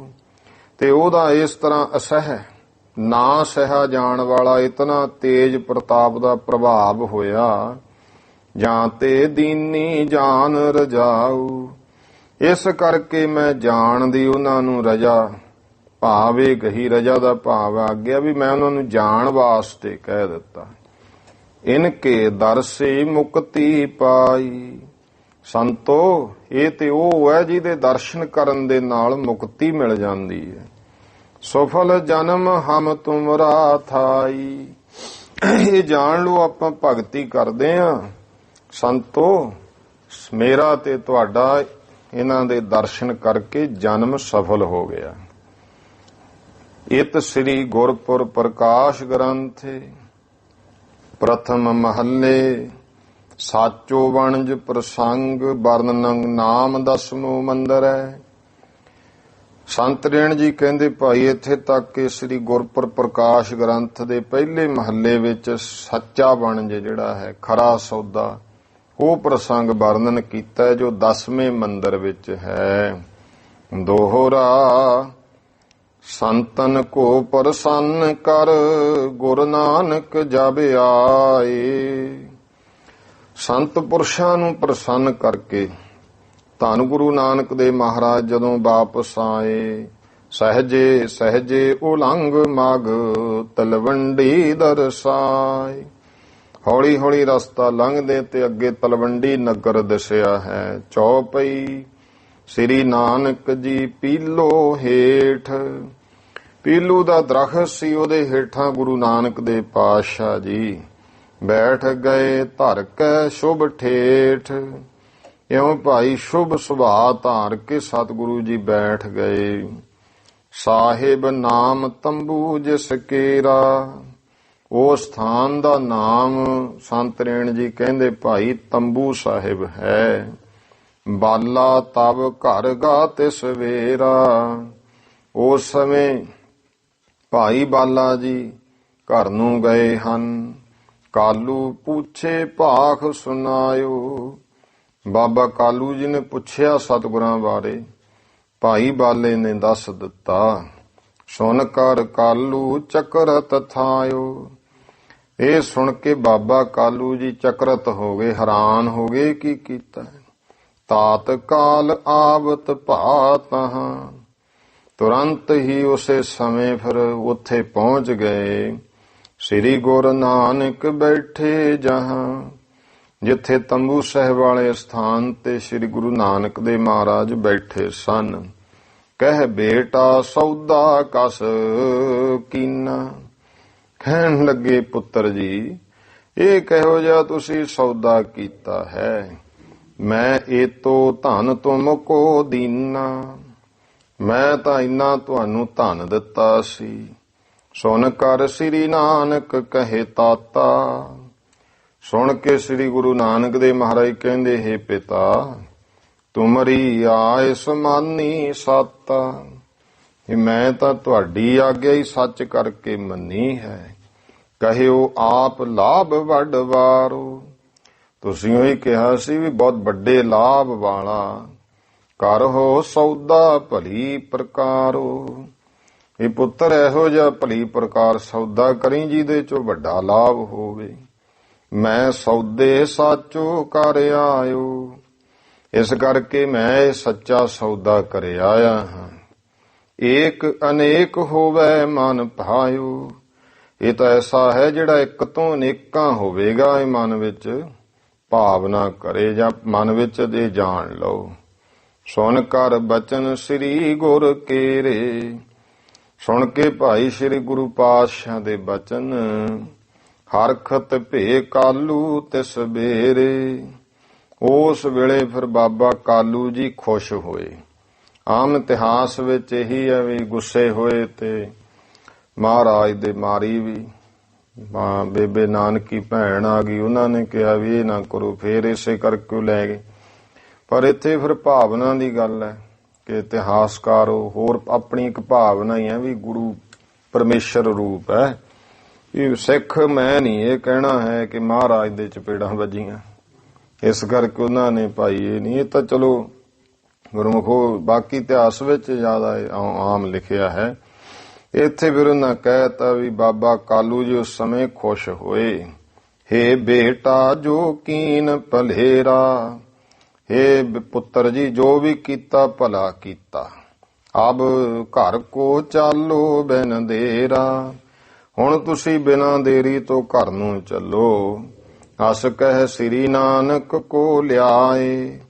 ਇਸ ਤਰ੍ਹਾਂ ਹੁਣ ਕਹਿ ਕੇ ਸ੍ਰੀ ਗੁਰੂ ਨਾਨਕ ਦੇਵ ਮਹਾਰਾਜ ਨੂੰ ਘਰ ਲੈ ਆਏ। ਮਾਤਾ ਦੇਖ ਬਹੁਤ ਸੁਖ ਪਾਏ, ਮਾਤਾ ਦੇਖ ਕੇ ਬਹੁਤ ਸੁਖ ਪਾਇਆ। ਕਛ ਦਿਨ ਮੈਂ ਭਾਈ ਜੈ ਰਾਮ, ਇਉਂ ਕੁਝ ਕੁ ਦਿਨਾਂ ਬਾਅਦ ਫਿਰ ਭਾਈਆ ਜੈ ਰਾਮ ਆਤ ਭਇਓ ਸੁਸਰਾਰ ਰਹਿ ਧਾਮ। ਉਹ ਭਾਈ ਸੁਸਰਾਰ ਸਹੁਰੇ ਘਰ ਬੇਬੇ ਨਾਨਕੀ ਜੀ ਦਾ ਪਤੀ ਬੇਬੇ ਨਾਨਕੀ ਜੀ ਉਹ ਆਏ ਹਨ। ਭਾਈਆ ਜੈ ਰਾਮ ਸੁਲਤਾਨਪੁਰ ਲੋਧੀ ਤੋਂ ਚੱਲ ਕੇ ਤਲਵੰਡੀ ਰਾਏ ਭੋਏ ਪਹੁੰਚਿਆ ਹੈ। ਕਿਵੇਂ ਫਿਰ ਮਹਾਰਾਜ ਨੂੰ ਇੱਥੋਂ ਲੈ ਕੇ ਜਾਂਦੇ ਆ। ਅੱਗੇ ਸੱਚੇ ਸੌਦੇ ਦਾ ਜਿਹੜਾ ਇਹ ਪ੍ਰਸੰਗ ਹੈ ਤੇ ਉਸ ਤੋਂ ਗਾਹਾਂ ਭਾਈ ਜਿਹੜਾ ਮੋਦੀ ਖਾਨੇ ਦਾ ਪ੍ਰਸੰਗ ਉਹ ਆ ਜਾਵੇਗਾ। ਗੁਰੂ ਸਾਹਿਬ ਕਿਰਪਾ ਕਰਨ। ਹੁਣ ਸਮਾਪਤੀ ਸਮਾਂ ਹੈ। ਭੁੱਲ ਚੁੱਕ ਦੀ ਖਿਮਾ। ਸਰਬੱਤ ਮਾਈ ਭਾਈ ਉਚਾਰਨ ਕਰੋ ਜੀ। ਵਾਹਿਗੁਰੂ ਨਾਮ ਜਹਾਜ ਹੈ, ਚੜੇ ਸੋ ਤਰੇ ਪਾਰ। ਜੋ ਸ਼ਰਧਾ ਕਰ ਸੇਵੰਦੇ, ਗੁਰ ਪਾਰ ਉਤਾਰਨ ਹਾਰ। ਵਾਹਿਗੁਰੂ ਜੀ ਕਾ ਖਾਲਸਾ, ਵਾਹਿਗੁਰੂ ਜੀ ਕੀ ਫਤਿਹ।